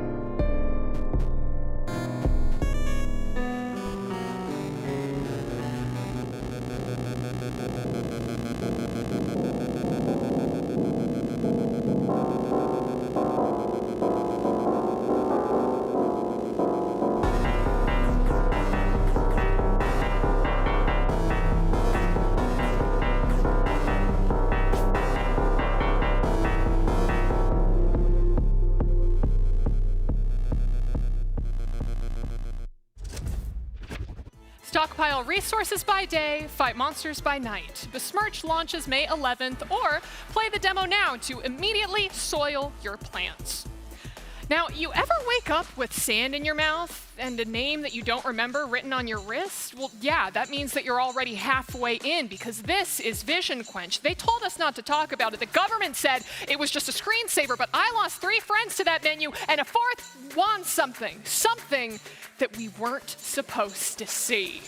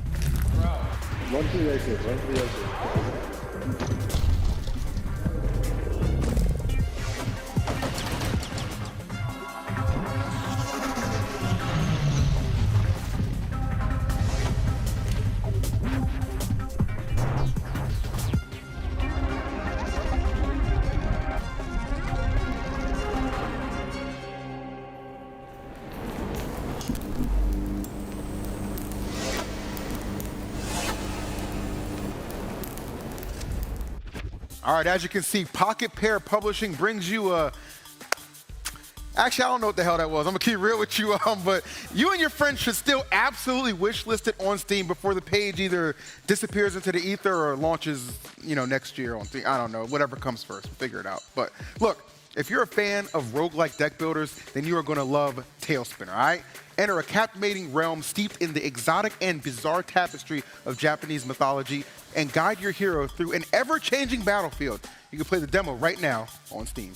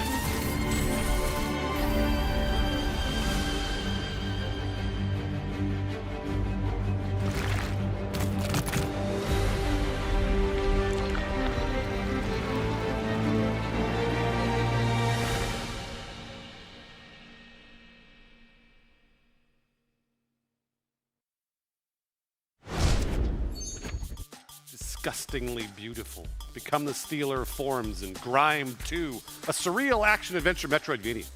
Launch tendrils made of hands to absorb foes and summon molds in their shape as you explore a bizarre, lived-in world obsessed with art. Play the demo on Steam right this very second. Moving on, as someone who loves stealing shit, man, I love it. This next game speaks to me. Step into the boots of a master thief to steal legendary treasures and become the ultimate king of thieves in Bandit Night.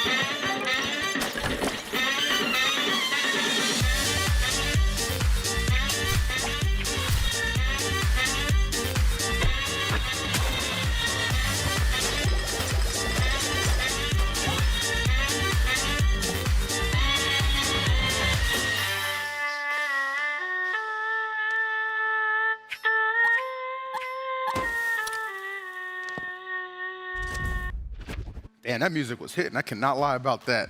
You can find out how many trinkets you can shove in your pockets or wherever Master Thieves shove things when Bandit Night playtests start today on Steam. All right, we're all going to be rich, boys. Let's keep it moving. Now, our next title is like if Spore met Warframe. You can become a space wrangler and take direct control of creatures called voidlings in this action-packed third-person shooter. Shape their evolution paths and upgrade their abilities to overcome any obstacles in Voidling Bound.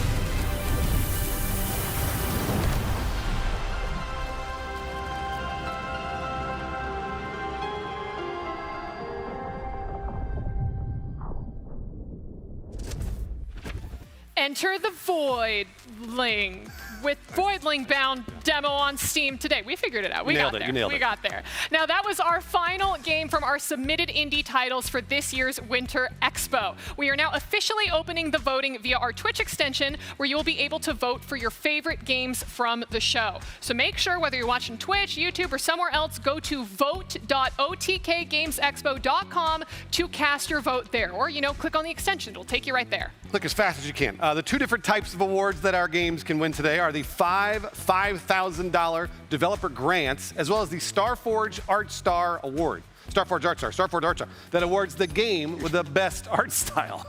All right, now guys, voting will be open for the next 15 minutes or so, but don't go anywhere because we still have some more games to show you while you cast those votes. Absolutely. Now, coming up, in fact, we kicked off the show with some Mad Mushroom announcements, and it turns out that we actually have a couple more to share about their existing titles. Aha, Hellclock, the roguelike ARPG that's basically Path of Exile on speed, has a new update live today and some news for next year, so take a look at that. Hi, this is Mark, game director on Hellclock. Our recent update 1.1 was huge, introducing a crafting system and many gameplay and quality of life improvements. But we're proud to announce that the new update 1.2 is available right now for free. We have completely reworked character movement and animation from the ground up for 1.2. You now have 360 degrees of freedom and can attack while moving with all skills in the game. We have also improved controls a lot, and the major change is having an actual input buffering system that ensures the game is as snappy and responsive as ever. Update 1.2 also makes all 52 constellations available in endgame, as well as new unique items and buffs to underperforming skills. Build variety has never been better. We're also officially announcing that Hellclock is coming to the PlayStation 5, Xbox Series, and Switch 2 in 2026. Hell is coming to you, no matter where you are. And if you want some help, head to maxroll.gg for guides, planners, and some great builds from the Hellclock community. All right, the solo dev behind Sword and Sorcery Survivors like Conquest Dark has been cranking out the updates since it hit early access in April, all right? And another one just went live today. Check it out.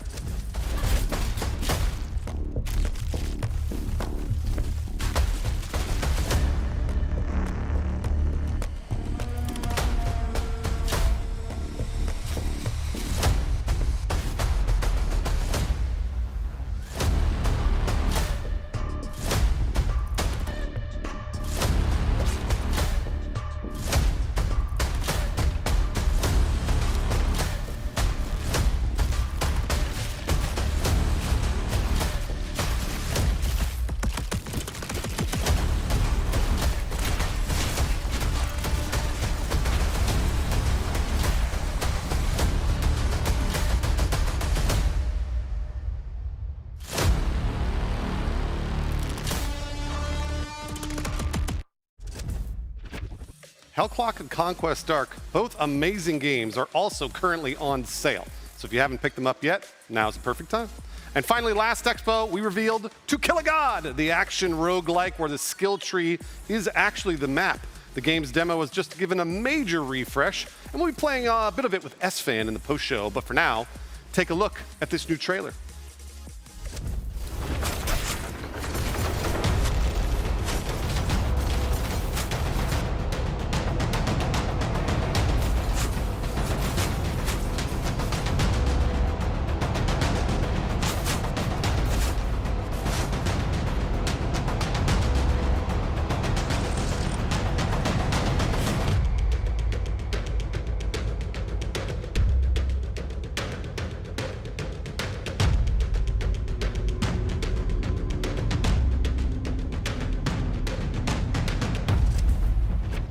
Those are all of our updates from Mad Mushroom. But again, don't go anywhere because during our post-show, we are going to be playing a ton of the new updates as well as some of the demos featuring S-Fan Bruce Green. And who knows, maybe I'll get up there and try it myself too. But right now, it's the moment that I know a lot of you have been waiting for. We are about to get our hands on some exclusive Crimson Desert gameplay. We have S-Fan who's going to be leading us at the helm, as well as a very special guest from Crimson Desert and Pearl Abyss themselves too. So S-Fan, take it away, bud. It's all you.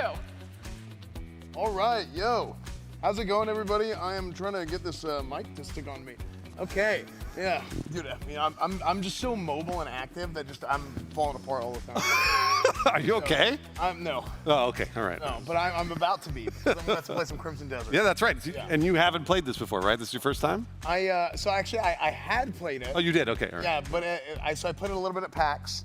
And actually Will, who is here, and he's going to be showing us Crimson Desert. He actually showed me the demo at PAX. Like, yeah. I got pulled into a back room, I got kidnapped, and yeah, it was. But you're okay now.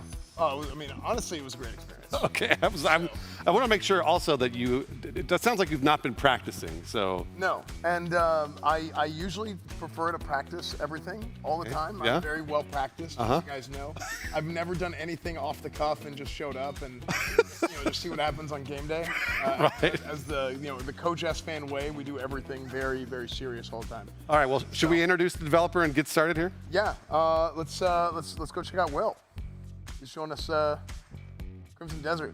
Okay, so Will. There it is. Can you, so this is Will, by the way. Yeah, this is Will. Works on Crimson Desert. Well, they got you right here. They got you on camera. Yeah, there's a camera right there. You're looking right at it there, Will. And then also, he is playing the game currently right now, but you guys can't see that. I want to make sure you can see the game. Yeah. But Will, can you tell us a little bit about what you're doing in the game?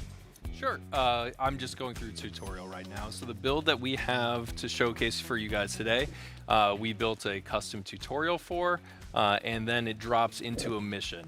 We've showed this build a little bit before, so what we're not going to do is show you the exact same thing that we've showed before.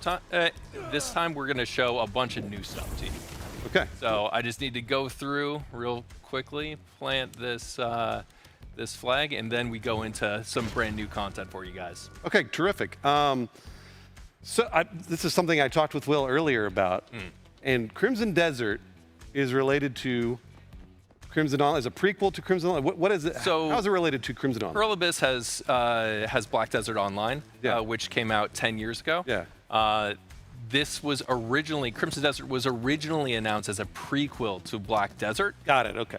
As well as it was announced as an MMORPG. Right. Neither of those things are true anymore. Okay. So all right. It's really important that that people understand game development, things change. So over the course of development, this game really became its own thing. It came into its own identity. As you can see here, it's this massive open world. We're just gonna sit on the ledge and look at it real quickly. This is called the continent of Pywell. We really want those words to evoke something. So continent, this is a massive, massive open world. I get the pleasure of doing the Todd Howard thing where if you see it, you can go there. I was going to say, if you see it there, you can walk to it. Yeah, Bruce, you can climb that mountain. Okay. It just works. Remind me again, when we met at PAX, yes, you told me that all this is rendered. Like yes, it's all like That is true. Do you remember the Redevil fight that I had you do? So the fight in the grass field? Yes. I'm going to point with the character's head. That's the easiest way to do it when we're flying. That reed field right where his head is. It's right there? That's where you fought. Oh my gosh. So this is the continent, but it's not everything. This is only a corner of the world. The world is absolutely massive. Hey, look, we have a Crimson Desert right there. Oh. But there are towns here. That's the city of Hernand. Let's see. Let me aim with his head. There's a little town over there. There's a lakefront with another town. So the world is full of things. There's no point in having a massive open world with nothing to do. Right. So we want to give players all sorts of things to do in the world. So let's go ahead and jump on down. We're going to jump right into it. So is there's a Crimson Desert, obviously. Is there a Black Desert? No, that's a different game, Bruce. I was just checking. I'm just checking. Yeah, a reference. Crimson Desert, Black Desert. I was just checking. I just They are different deserts. So that's why I was confused. Okay. All right. So we saw the mountains from above. Let's look at them from below. The team built a brand new engine from the ground up for this game. Not many companies do that anymore because it takes a ton of resources. It takes years to develop brand new engines. So this engine is focused on building open world games. So that little boy wanted food, by the way. I know. I'm running away from the beggars because I'm a beggar boy said my stomach hurts. No, I know. We're running away. It's a scammer. It's a scammer. He's like, he's the guy. His dad's off screen being like, "Hey, go tell him your stomach hurts." So you can see everything here, and everything you can see you can go to. There's no invisible walls preventing you from exploring the open world as soon as you drop into it. Tons of draw distance. Like I said, the engine was made to have these open worlds. But it's not just from afar. It's also, the game looks really pretty. Yeah. In person and in close-up. Yeah. But as is the Pearl Abyss standard. We try to make things look pretty. Yeah. But we've shown this outfit a million times, so let's put on some new gear. Also, if you guys are voting for the Game of the Show and for those developer grants, you have 3 minutes left to vote. So please make sure you vote currently right now. All right. So we're not showing off photo mode right now, but when the game looks that good close up, that's just the gameplay. You can move around in it. There's a first-person perspective so that you can examine things on close up. But it's not meant to play like that. It's not meant to be Skyrim where you're watching your hands and fighting in first. Right. All right. So we've shown a lot of combat before. We've shown some of the quests. What we haven't shown is what you can do in the open world. So you can just interact with the world itself. Except for that beggar boy. Yeah. Do not interact with that beggar boy. That's a scammer. So what are you doing right now? What kind of like? We're just moving. Oh, okay. I was going to say, are you doing any interactions, like a little quest? Actually, so Bruce, here's what's cool is like everything that you do, like if he were to just like swing his weapon, he'll like cut the grass. Oh, okay, sick. Yeah. All right. So like he can interact with pretty much anything. Yeah. So it's not Battlefield. Everything is not destructive. Of course. But shout out to Battlefield. But the world is made to be interacted with. Physics applies to a multitude of different objects. So I just picked up a logging axe. So let's go ahead and grab some resources. We're going to chop down this tree real fast. Mm-hmm. So I could do it with an axe, give it a couple swings. It takes 3 swings with this axe to break it. But I don't want to do it just the normal way. You can also show I have my fire elements equipped. I could do lightning, I could do ice, but we're going to use fire, and we're going to use my sword to chop down and break some. Oh, nice! I feel like this is what Asmund thinks is going on in his head when he's in his backyard, just like throwing like swords at rocks. This guy just sits in his backyard and just. See, Zach wouldn't do this because he has his tree house, so he appreciates the trees. True. All right, so we got these into logs. I need to do. And you're using these resources, I would assume, to like upgrade weapons and like armor and stuff like that, or. There's a ton of crafting in the world. We haven't shown all the things that you can craft yet, but let's go back to the axe. And these are logs. Let's go ahead and smack them one more time. Timber. There we go. Grab some resources. Beautiful, yeah. And you can see high quality timber. You could assume that there's different quality. All right, so that's wood. Look at this. All right, so I switch my heavy weapon. I have a spear. I have a war hammer. Let's pull out the war hammer. And since this is a hammer, I can use this to break stone. Nice. Sick. All right. So, and then if you're wandering around the world, are there different like enemy encounters? There are. Yes. Like, are they everywhere? Or are they in like only specific areas? Or how does that work? How does it work? So this build specifically is meant to play this mission. So places that would be populated with enemies, with other NPCs, aren't necessarily populated for this specific build. Understood. Yeah. But you can imagine this logging camp right here would have NPCs wandering around it. Cool. But the reason I came here is for one quick reason, which is a lot funnier now that that beggar asked me for food. I'm going to steal these people's food. Oh, good. And then you're going to give it to that boy, right? Yeah, no. Oh. Look, we got enemies to kill. Okay, the kid will figure it out. All right. we're gonna kill some people. I love that we didn't model any NPCs for this build except for that one little boy.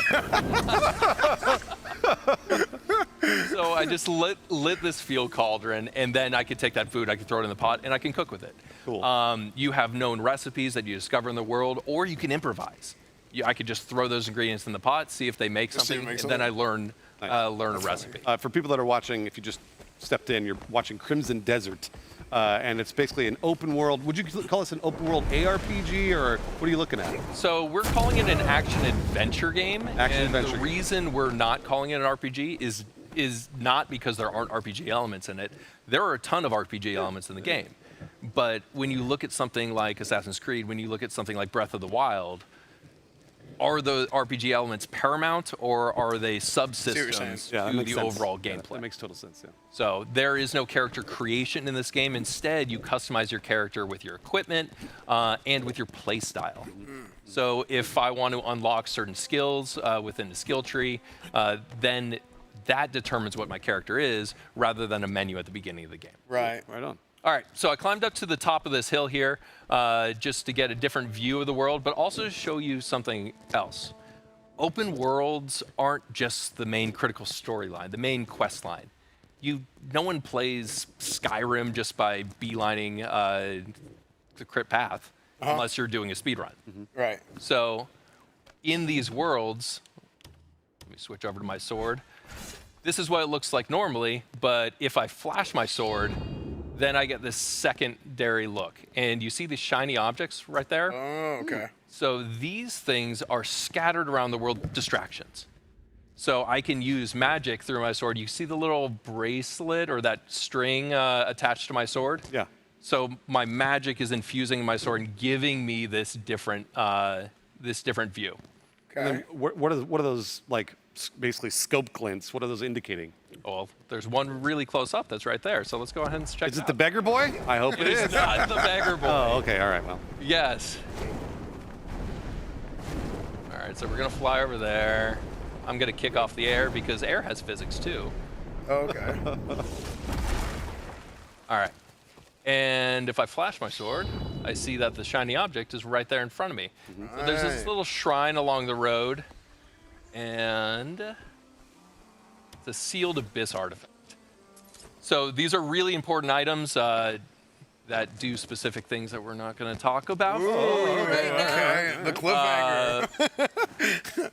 But this is one of the many things that can be identified by that sword flower. Okay. So you want to explore the world, you want to engage with it. You don't want to just do the critical path that you can obviously do here, but you want to be distracted because there's so much to do within the world. See, I wish, There he is. I wish No, more I people paused thought it right like before that. he came. I love that. You want to be distracted. You do. No, Yeah. you totally do. That's big time. Well, if you're playing an open world game, Yeah. it's because you want to spend time in the world itself. Right, yeah. You don't, like, the story is very important. The quest line is very important, but what percentage of of your gameplay is just that quest line? Yeah. It's a tiny portion. Yeah. So when someone asks, how many hours does it take to beat the game? It's like, if you ask that about Skyrim, then that's like 5% of their player time. So Yeah. Oblivion, same thing. Yeah, absolutely. The best open world games are ones that you never finish the main quest. You just constantly get distracted along your road, and then you just get stuck. Exactly. But in the best possible way. So gameplay is, I think of it as cut up into different elements. So there's the open world, there's the quest lines, there's grabbing bounties and doing quick missions like that, and then there's the main storyline, as well as combat. Combat is a big focus in the game, in the gameplay. So we're actually gonna swap over. I'm gonna bring Esfand over here. I'm gonna load into a load towards the end of this mission, and we're gonna throw Esfand into a boss fight. Sick. Right. Esfand, you've only got a few. Actually, I think we're stopping here. It turns out we have to go for the voting results to Avali. Oh, okay, and then we're gonna come back. But we are gonna play this in the post show. Okay, good, because I need to kill somebody. No, we are coming back. You're gonna kill that little beggar boy in approximately, I want to say let's say 10 minutes maybe. So we're gonna toss to Avali for the voting results. They're back there, and then Esfand will definitely play Crimson Desert with Will and I very, very shortly. So thank you again, Will. I appreciate it. I'll see you soon. Bruce, we need you here too. Come on, Bruce. Run, Bruce. Come on, dog. Run. He's running across the studio that's as large as a football stadium. He's sprinting. He's so fast. Yeah. I made it. There you go. I'm in. And yes, don't you worry. We're going to see Esfand take on that boss, and maybe a little bit from Bruce as well when we hit that post show. But why are you trying to steal from beggar children again? You're not trying to steal from them. He said his stomach, he was hungry and it was hurting. So we're supposed to give him something. We were supposed to give him some food, and they said no, over and over.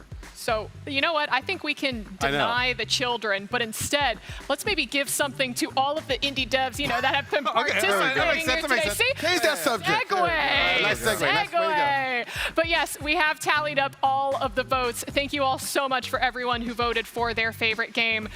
As we said, we have 5 games out of the variety of ones that we saw today during the show. Unfortunately, 5 games are going to win that $5,000 award. It's a really substantial prize there for an indie developer. $5 grand right off the bank. Yeah, no sweat. Exactly. All right, so I'm going to reveal our first winner. Winner number 1 of the $5,000 developer grant and chat's choice, Critterville goes bankrupt. Excellent choice. That's that one where you're definitely going to union bust those animals. Yes. For sure, 100%. Real life simulator to an extent.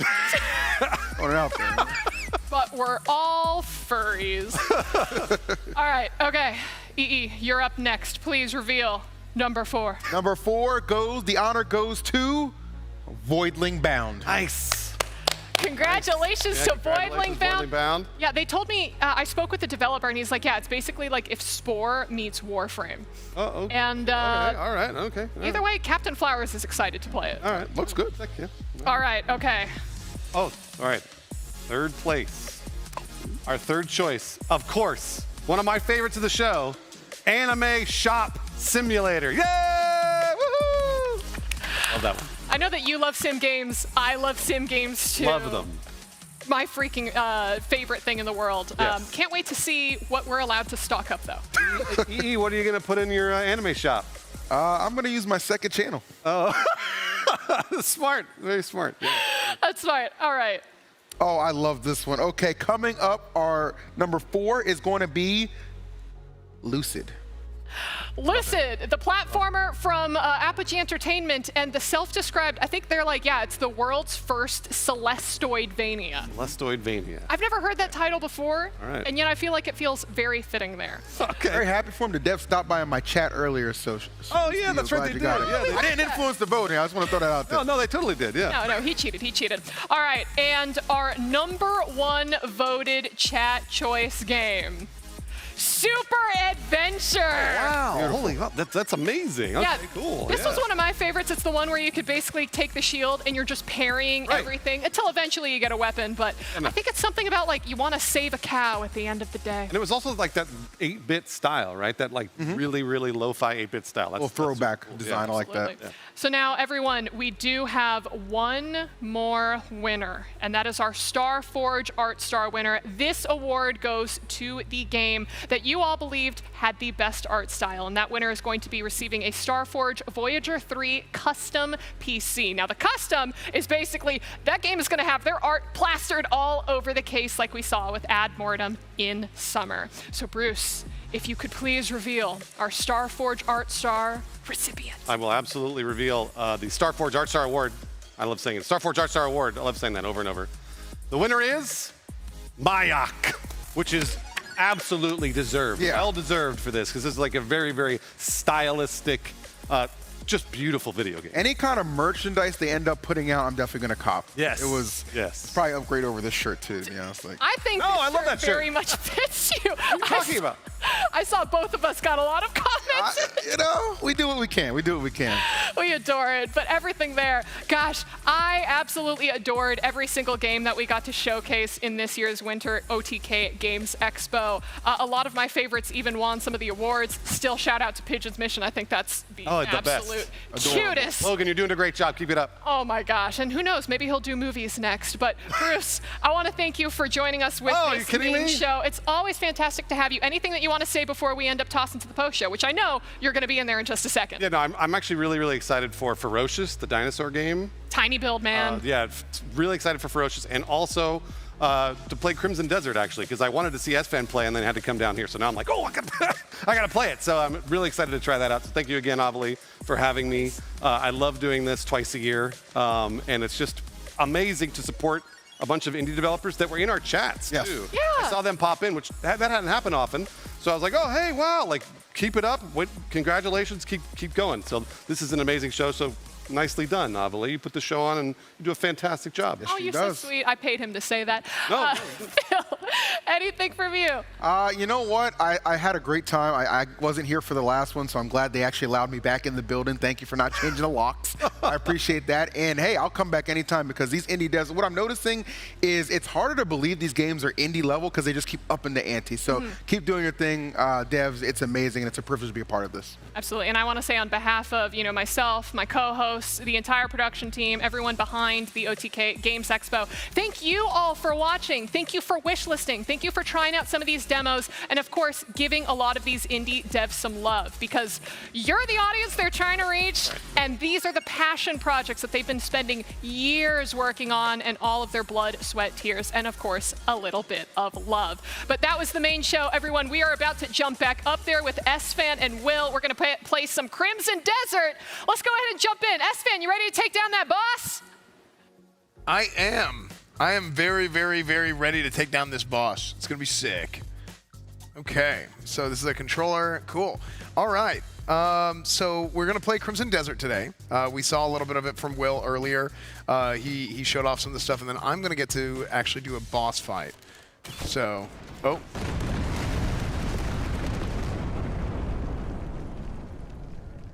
I mean, I was just trying to make an entrance.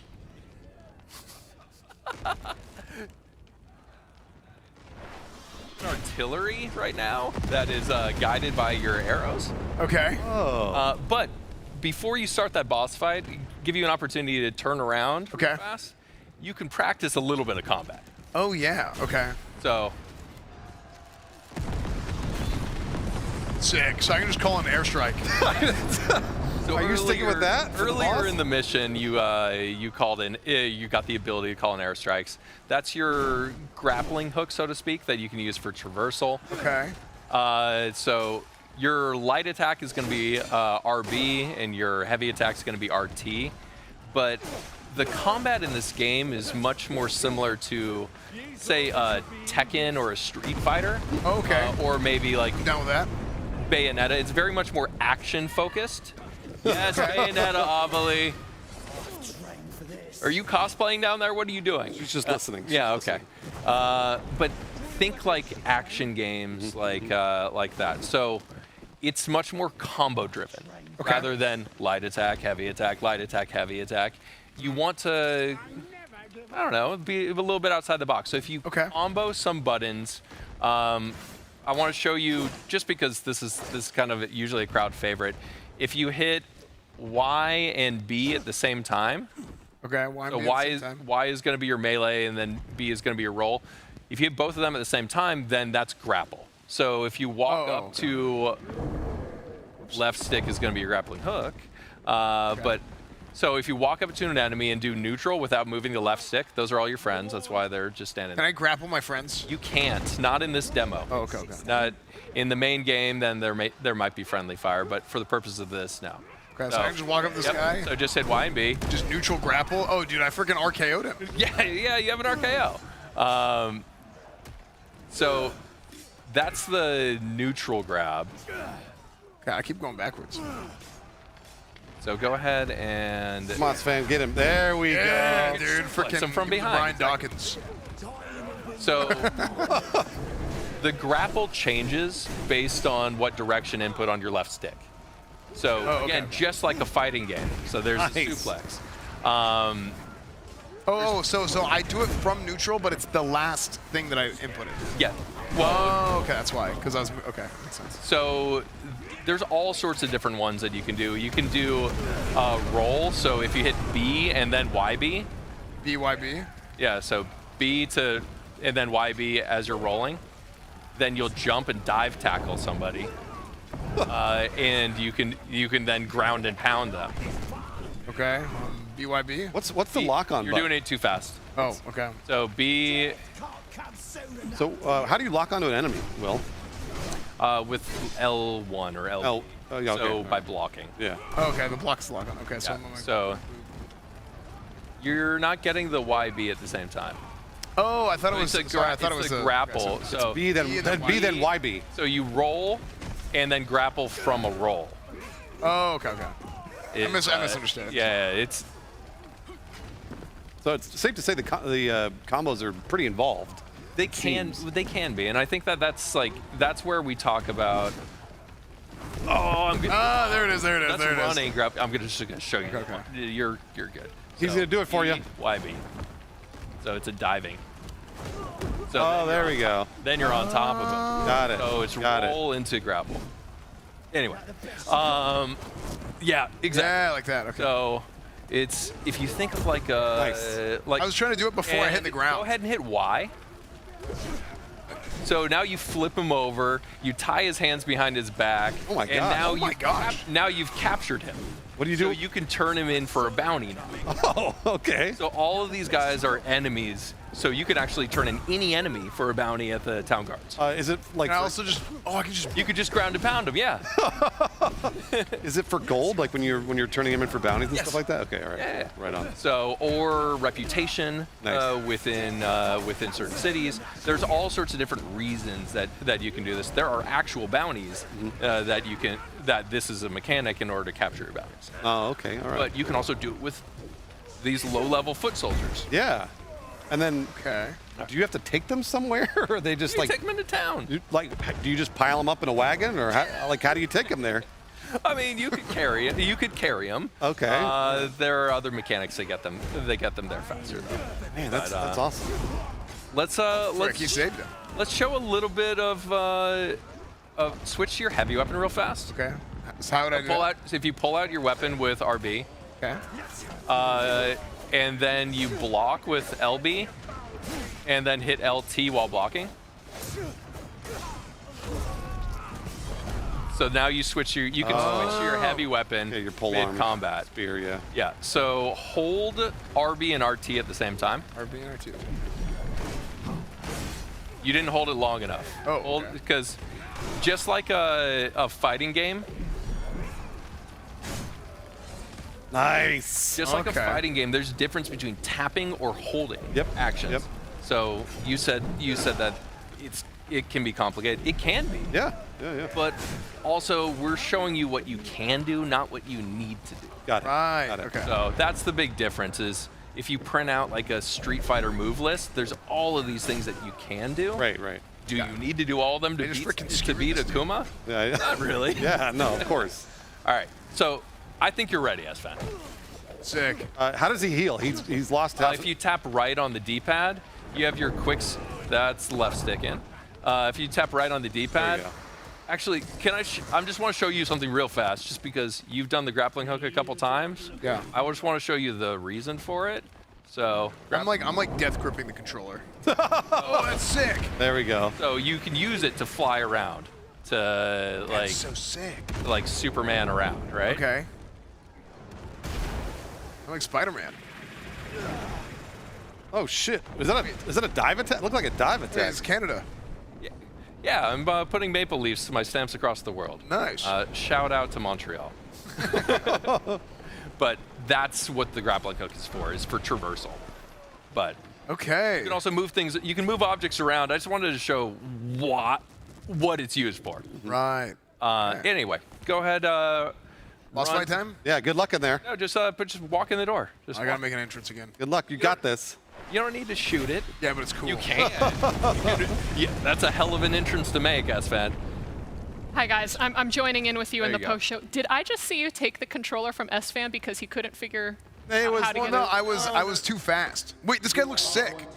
To be fair, he's just learning. Oh, okay. He's just learning. Because I needed to do the grapple after I hit the ground. I was trying to do it while I was in the air. Yeah. Got it. I thought it was like a dive tackle, but it's like a roll tackle. It's really hard to explain a move list. It is. So when Bruce tries it next, he should have the same. I'll have the same problems. I will definitely have the same problems. I'm sure of it. I mean, I wouldn't.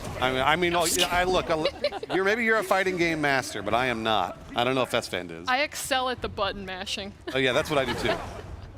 Okay, this guy, I don't want to kill this guy. He's too cool. So you haven't hit him yet. Oh, there we go. There you go. It feels like I'm. Oh!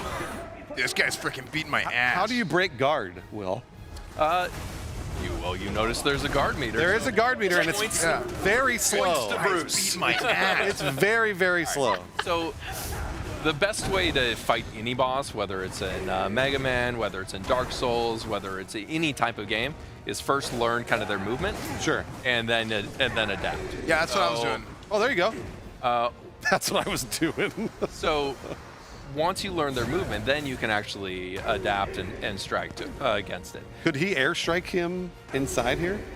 That is a great question. Please. And you can do it. And if you wait, listen to the, I heard the if you rumble. I listen think to it's the outside the audio, building. Oh, it's hitting the roof. Okay. That's actually sick that it doesn't let me do that. So we don't restrict your abilities. That's too bad. That's too bad. But buildings exist. Yeah, okay, all right. And our physics engine. I wasn't sure, magic, who knows? It's a great question. Yeah. I was sick. All right, so you're doing good stagger damage on this guy right now. And now you're less threatened by him because you've kind of seen his attack pattern. So other than the guard bar, which we've seen in him building, like S-Fan is doing a good job of building it up, is there a parry or a perfect parry where you can get strikes in regardless? There is. Okay. So there's I just did a dodge, right? Like, was that whenever for a second? Whenever you see a green flash, it means that you're either consuming mana or regenerating it. Yeah. Which there is a mechanic for perfect dodge as well as perfect parry. Okay. What does it mean whenever my character goes flying and spinning in the air backwards and he hits the ground? I think it means you got your ass beat. Yay! It means you're doing a good job demoing our physics engine. Well, it's got the guard bar up. There you go. You're doing it. You're like at 95%. There we go. Ooh. You broke his guard? Ooh. Nice. Big damn. Nice. There you go. Big damn. I've never heard anybody call it big damn. I love that. I'm going to call it big damn from now. I love that. It's because damage is too long to say. Segment. When you're in the arena. Okay, so it says you've left the battlefield, return in less than 30 seconds. Does that mean that he could just run and despawn the boss? It's an open world game. So you could leave the fight. Oh, can you leave the arena? Yeah. Oh, wow. You could leave the fight and it would reestablish itself. Cool. So Coward's way of fighting. That's what How do I pull out the two-hander again? what was that, sorry? How do I pull out the spear? So if you hit block and then LT. So there you go. Sick. That's the quick swap. we knew what you meant. Yeah, between your light and heavy. You can also go into menus like this. Yeah. There's all sorts of different ways. You actually have a couple different heavy weapons within this build. I freaking whiffed. I looked like a freaking high school baton girl. Yeah, and you missed. Man. I know, that was the worst part of it. You look like that one scene in Indiana Jones where he's just like... Oh, yeah, the sword guy. Yeah, and he just pulls out the gun. Shoots him? Yeah. So you're going to get Big Damn here in a second once you build up his guard bar. There you go.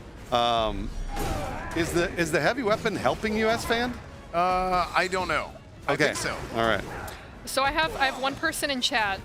This is from Soda's chat saying, S-Fan is making this look more difficult than it should be. Hey, well. And then another person. Hey, imagine if Soda was here. Almost there. You almost got him. There you go. This is it. Big damn. Big damn. All right. Now you're just doing big damn. Yeah. How are you doing so much big damn? Well, because I got a big two-hander. You can only damage him when he's staggered. Oh. So you just didn't get the animation because I was wondering if you get the animation. So there is a prompt. There's multiple ways to damage. Okay. You can just hit him with your weapon. You can do. Oh wait, what is he? Oh, He's enraged now. Oh no, you crashed it. What did you do? You crashed it. You're so good at it. You broke the game. He did. He broke damn. it. Big damn. I did too much damn to the. He did too much damn. He did too much damn. He literally broke the game. That's fan. You know what? I'm gonna be honest with you. That's a win. See, my chat's just gonna spam classic because I break every game I touch. Do you actually? Yeah. That's a big. At some point, something will happen and it'll break it. You should actually count that as I count that as a win for you. I'm gonna say the exact opposite. I'm gonna say that that's basically the game saying like, nah, I'm not letting S-Fan take this win. Oh, he almost had it. He was so close. He was really close. I'm gonna say this. Can we sub Brucein? Yeah. Don't you want? Does he want the win though? That same fight going. Well, we have to think of time as well. Yeah. All right. Here's what I'm gonna do. I'm gonna get him down to the 1 quarter left, and then I'm gonna let you win it. Oh, that's good. But then I have to admit that I crashed it on purpose, so I didn't have to kill a fellow paladin brother of mine. I thought that guy looked too cool, so I didn't want him to die. We do have 5 minutes we need to kill in order to get through the tutorial. Oh, okay, yeah. So and then we can. We might be able. Can we jump straight to the boss? We might be able to. Okay, we're going to see if we can jump straight into the boss, but you guys can come down here, and we're just going to have a quick little talk. S-Fan, thank you so much for, once showing us a little bit of Crimson Desert, but also, how did you enjoy the show? Did you see any games that stood out to you?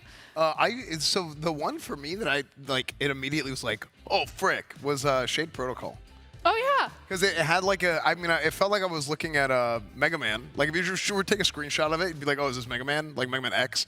And that sort of feeling was really a hit with me because I loved Mega Man X. It was one of my favorite games growing up. I used to play it all the time on Super Nintendo. Actually, you know what's crazy? I have a funny story about Mega Man X. Okay, hit us. So in Mega Man X, whenever you beat a level or whenever you end a level, it shows the little enemies and has a bunch of numbers. So you have a code because it didn't have space on its little card for saving, right? You couldn't save. But you'd get a code, and you would punch the code in, and it would take you to that point in the game. Correct. So I used to leave my Super Nintendo on. Of course. Overnight. Yep. And then during school or whatever, if I hadn't beat the game, I would do this with Ninja Turtles, Turtles in Time, whatever. I would also do it with Mega Man, even though you could just write the code down. It's because I didn't have pen and paper. So I would just leave my Super Nintendo on 24/7. Now hold on a second. You were going to school, you said, but you didn't have pen and paper. I didn't do homework. But the school had the pen and paper. Yeah, I would leave it there. So you never brought home one piece of paper or a pencil or a pen? That would be stealing. He's a paladin. I mean, he's right. He's a paladin. He's right. Not an oathbreaker paladin. He got me there. Paladin. He got me there. I remember those codes though, where sometimes it was star, circle, diamond, or some of the Game Boy Color games. Oh, is it good to go? Oh, those were good. All right, here I'm going to do perfect. my best to get. I don't know. I'm going to be honest with you. I think S-Fan was doing way better than I'm going to do here. We believe in you, Bruce. So the thing I realized after the first stagger was I need to stop getting hit. Okay. All right. Yeah. Cool. I didn't figure out how to do that, but I figured it out. So. Did I do it? Oh, I don't even know if I hit it. Oh my gosh! What's dodge? Is it? Yeah, there you go. B. Yeah, B to dodge. Oh my gosh! Holy hell! All right. If you have your shield up, it's more of it's less roll. But if you're running around, you roll. Okay. Left trigger pulls out your bow and arrow. Left trigger. That's. But what was shield? Left button. So L1. LB. Okay. Let's see here. He still knocks you down though. And then light attack with R1, heavy attack with R2. What was the? Oh, there we go. There's heal. Yep. Yeah, the heal is right on the D-pad. And then what's attack? R2 is the heavy attack, and that did a lot of stagger damage, I noticed. And then pulling out the two-hander, I noticed I got more stagger out of the two-hander. Okay, and how did you pull out the two-hander? Block and then LT. Yeah, so the two left buttons. Let's see here. Or block first. Oh, block first and then LT? Yeah. Got it. And then you whip out the spear. So then hit just RT with the spear out. Oh, man. And you see you can break his poise pretty. Yeah. Oh, yeah, Heavy attack on a heavy weapon. What is lock? Is lock on? So if you double tap LB, you can actually do camera lock and target lock. Got it. Wait, what was the button for that? It's just LB. LB. So double tap. Oh, if you double tap it. Okay. Yeah. So, non-final game. Some of the controls are still subject to change. Yeah. Some of the crashes. Thank you, S-Fan. Yeah. RB. Yeah. Hey, if you need a tester, let me know. Yeah. But yeah, the game's coming out in March. So March 19th, it's officially coming out on PC, Xbox, PlayStation, and even natively on Mac. Okay. Oh, sick. Mac? Yeah. Good return of the Mac, dude. I remember just like, it was always you play PC for games, and now it's always weird to me that you could play games on Mac, even though it's the year 2025. Oh, I see. Like that is a boomer opinion. Yeah. I share with you. How about? Right? I'm the same way. Yeah. I'm like, yeah, actually. How about? Dude, I remember whenever games kind of first. It started with them switching to Intel processors. Is that what it was? Yeah, whenever Mac switched to Intel processors, everyone was like, wait a second. So you can also sideload Windows on this, and then it eventually got to the point where people just straight up were just making games native on Mac. Yeah. So, yeah, look at that big stagger, look at that big dam. Big dam. There we go. Ooh, All right, I got some big Huge dam. So in terms of right trigger, what other buttons are attacking right trigger? Well, you could still be doing big dam. I could be. What am I doing? What are you doing? Well, your stamina ran out. Is what you backed off. Oh. So again, pushing different buttons at the same time has different effects. So you can hit RB and RT at the same time to do. Oh, I'm going to point out something that I didn't catch right away. Your stamina meter is the little diamond thing in the middle of the screen that follows your character. That I caught. I right away. I was watching you play, and I was like, oh, that looks like Breath of the Wild. Oh, yeah, I didn't play Breath of the Wild. You didn't play Breath of the Wild? No, I had school the next day. Keep talking about school. Yeah. But you didn't do homework. Yeah, well, yeah, there's a reason why I was in school so long. So you notice there's little indicators. So you'll right above his head, you'll see when the enemy's charging. Yeah. It almost looks like a little spidey sense. Yes, I noticed that. So you can have visual indicators of what's happening. Just on screen, because we don't want giant exclamation points. We want the graphics to cue what's about to happen in the game. So you focus on your main character. I see what you're saying. So you have the visual indicators aren't necessarily on the the character bars. Gotta wait for my there we go. Stamina. I gotta wait for my stamina to come back. Oh, that's why. I was like, why are you just standing there? All right.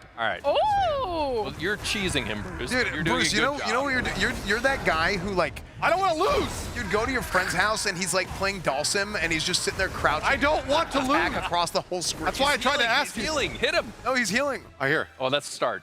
I wanted him to win. Oh, so you waited for him to heal a little bit before. Okay. Got it. Oh, unbelievable, Bruce. You got it. You let him heal for half his health and then you hand it back to me. And now what's gonna happen? Now I'm gonna freaking crash the game again. No, you'll be fine. You're good. So yeah, so that's what I was trying to ask you what the other combos were, because I know I was kind of cheesing him. Yeah, it's fine. But on purpose, because we have to win this. And if we lose this in the post show, we'll never live it down. Oh no. We'll literally never live it down. So I wanted to make sure I gave it to S-Fan. But he only healed a little bit. Yeah. It's not so bad. So different phases of bosses. When he gets down to a third of his health, he turns into enrage mode, where he actually has range attacks. He hits harder. He can heal. Oh wow, okay. There's a bunch of different things to give it variety. Yeah, of course. But what I like about this fight is there's a lot of player choice involved in it. Yeah. You can cheese him like that. Yep. You can just continue doing damage when he's staggered with your spear. Or the columns, you can pick them up and bash them over the head with them. Oh, I didn't know that. How do you do column bash? Is it the same with the grapple? It's the grapple, but you need to slow down time first, and you need to switch from your heavy weapon to your light before you do it. Got it. Ooh. But you could do that, or you could just tank him with sword and board. Yeah. Because your build when you're playing this fight might not have all of these things unlocked. Of course. Because your progression is based on what you choose. That's actually. Okay, so how do I slow down time? So You have your I have a question. Pushing both sticks at the same time. We do have some people saying, I want to see the dev play. I feel like there's some stuff we're not seeing. Hey! We're doing our best. So I slow down time. Yeah. And then I grapple and once time slow down.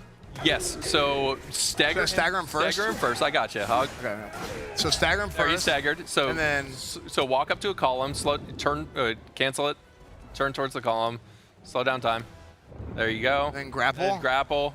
Increase speed. Tapping. Hit Y. Y to carry. Y to carry. Oh yeah. Walk over him and hit Oh. RB. Oh my God. my God!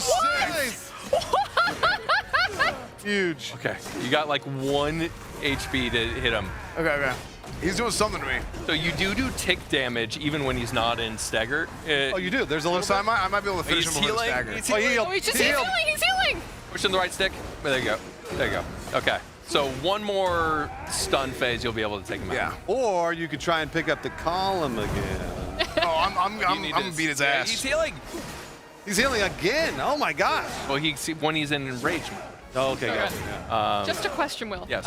For the people in chat who are wondering, for a player who maybe, worked their way up to this, about how long do you think this boss battle should take?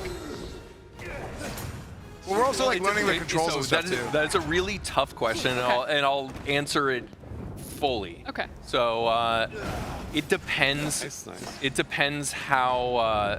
Nice lift. Lift. Grapple it. Left. There you go. AA. It depends And then Y? how built out your character is when Y you to carry. get to this. Y. Y to carry. Yeah. Hurry. And look at him. RB. Oh my gosh! Oh, I thought it was okay. Get out of your hand. Yeah. My brain is like PlayStation. Next to the character. So I was like RB and I was hitting R2. Oh, I hear you. So I was thinking heavy attack. This character that he has is about probably 60 to 70% built out in terms of the skill trees, but it's built out as a rounded character. Okay. In different directions. So maybe you put all of your skills and unlocks into heavy weapons or into magic. The QA team can beat this in about 90 seconds. Yeah. But okay, so right here, and then push boom, there, lift, boom. He's gonna do this. Spam it. You got it. Use the power. Y. And then RB. And walk up to him, RB. Get him. Back. Boom. Oh, nicely you did. done. Sick. So that's where your player choice and your experience in the game is going to be very different than anyone else's. Even though there is a crit path and there are similar quests and similar things that everybody will experience, their gameplay will be drastically different than others because of the character they've decided to make. Oh, I'm so my sorry. God. I missed. Oh, he even God. said, he's like, wait a minute, hold on. Yeah, what the You murdered frick? him. I feel bad now. I feel like the time for conversation was over. Okay. Yeah, story-wise, what exactly did he do to us to deserve that? He was a traitor. He betrayed your army and sided with the enemy. Okay. Oh, well, look, you got the shield of betrayal.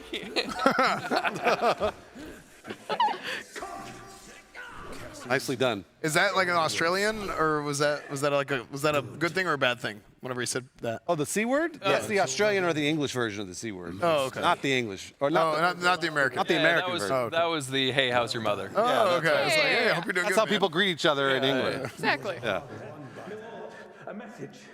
I got a very stern message from HR once for using that. Oh, yeah, well, I mean, again, that was the UK version. That was not the, yeah. And I was going to ask you, too, if in terms of the boss fight, could you happen into this boss fight like 2 hours into the game, like accidentally? So that is a great question. And hey, Espen, can you just shoot an arrow at one of those windows real fast?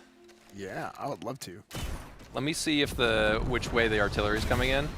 Artillery's coming in the other way. Hold down right on the D-pad. Okay. Sorry, hold down left on the D-pad. Ooh, antler and then change your arrow type on the bottom to regular arrow. Yeah. And then now shoot out an arrow. There you go. So you can just break. And you can just leave. You don't need to use doors.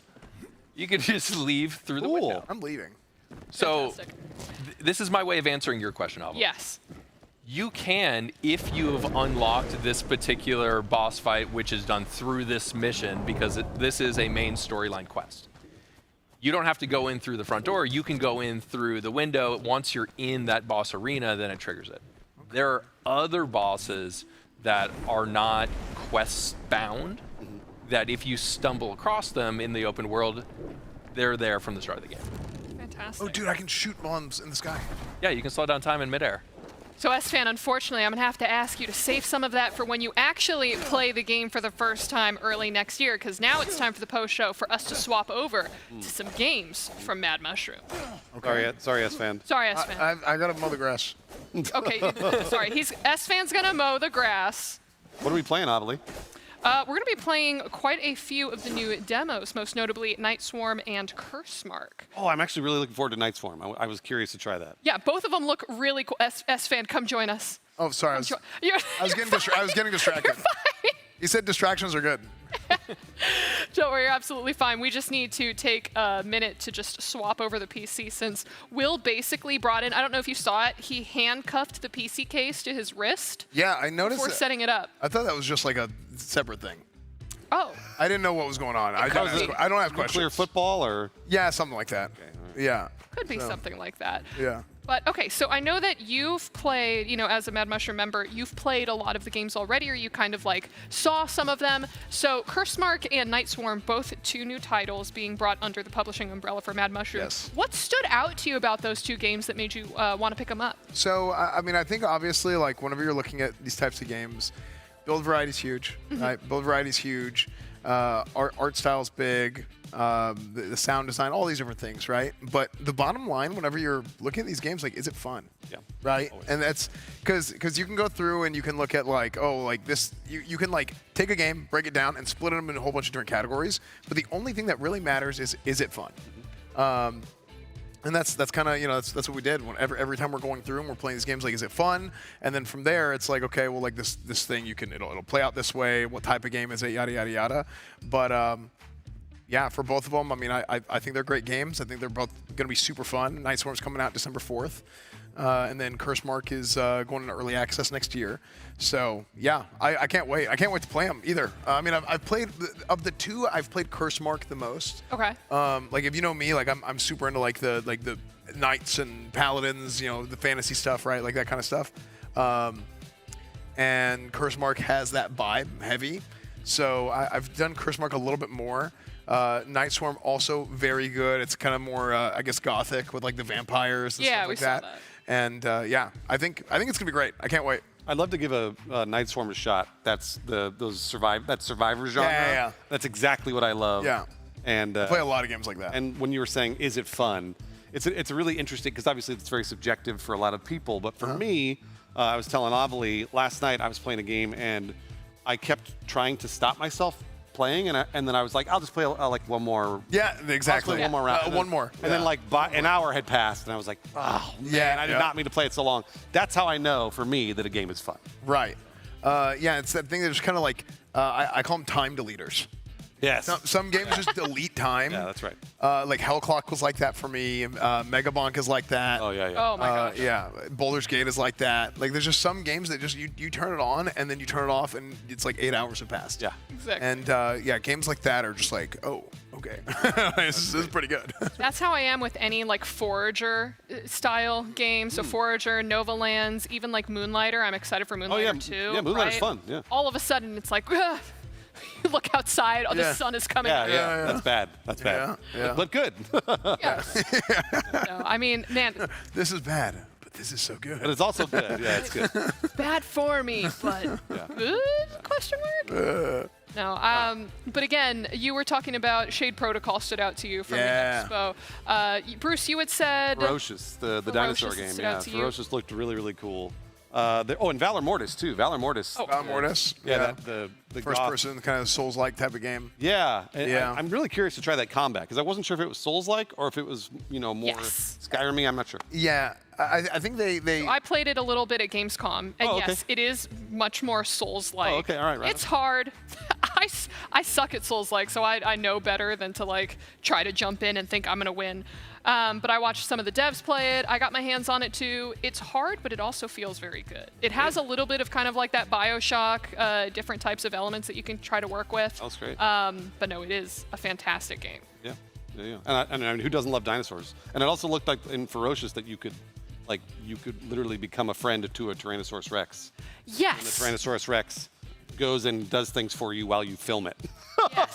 So that's oh, that's cool. That's coming from the publisher Tiny Build. I've been following this one for a while because, like, of course, who wouldn't want to play alongside dinosaurs, right? Like that's Always. some of the Arc Raider or Arc, right? No, not Arc Raiders, Arc. Oh, ARK. ARK. Yeah, ARK. We got these names. But yes, ARK, the original Ark, I guess you could say, with all the dinosaurs. The only thing I hated about that game was it's like, you want me to wait how long for this dinosaur to be tamed? That's right. It's like 6 hours for a T-Rex. I'm like, I had to go to school at that time. Exactly. I feel like now, I mean, nowadays I've been streaming so long that like I feel like whenever I'm with some of my friends, I'm playing alongside dinosaurs. Yeah, it's just some of these guys are they're just freaking old and decrepit. Damn, man. what a burn. What? Unlike me, you know, I'm young, 25-ish. You know, I'm still. You're 25. You look great. He looks great. Yeah, you Thank look you. great. I was thinking you were 23, 22. Yeah, you know, a lot of people don't really see it. But you know, it is what it is. I'm about 25-ish, give or take. Okay. And yeah, you know, I'm just kind of my natural sort of great genes. You were playing the Super Nintendo when you were -10, like that. It was a hand-me-down. Okay. All right. It's all right. My mom I was gonna say was a huge Mega Man X fan. Because my first console was the Nintendo 64. Okay. And that was Ocarina of Time.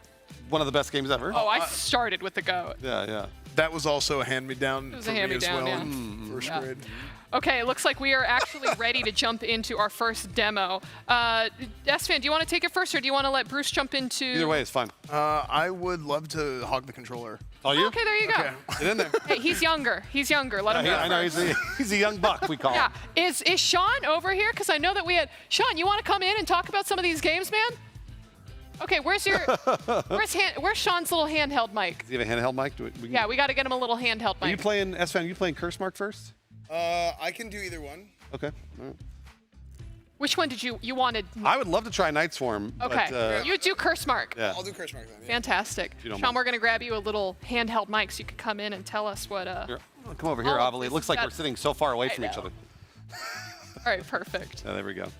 Avali, what was your game of the, well, not game of the show, but what was one of the games you're interested in that you were excited for? You could be like, oh, I can't wait to play it. I'm just so biased to Pigeon's Mission because I love the story behind it. Pigeon's But I Mission? mean, Anime Shop Simulator, definitely on my can't list wait. of favorites because you know me, I love the simulator game, supermarket simulator, gas station simulator, like, oh, Airport Contraband, speaking of which. Also, can't wait for that. Yes. Airport Contraband, because that's also a game that I've been kind of like staring at behind the scenes for a little bit. Yeah, I'm yeah. like, oh my gosh, as soon as you're ready to showcase, I would love to hear a little bit more about it. Yep. You saw the capybaras. Yeah. And if we know anything about Drago Entertainment as a developer and do kind of like gas- the crew that make the game, they made Gas Station Simulator. Exactly, gas station simulator. You take a concept like working at a gas station.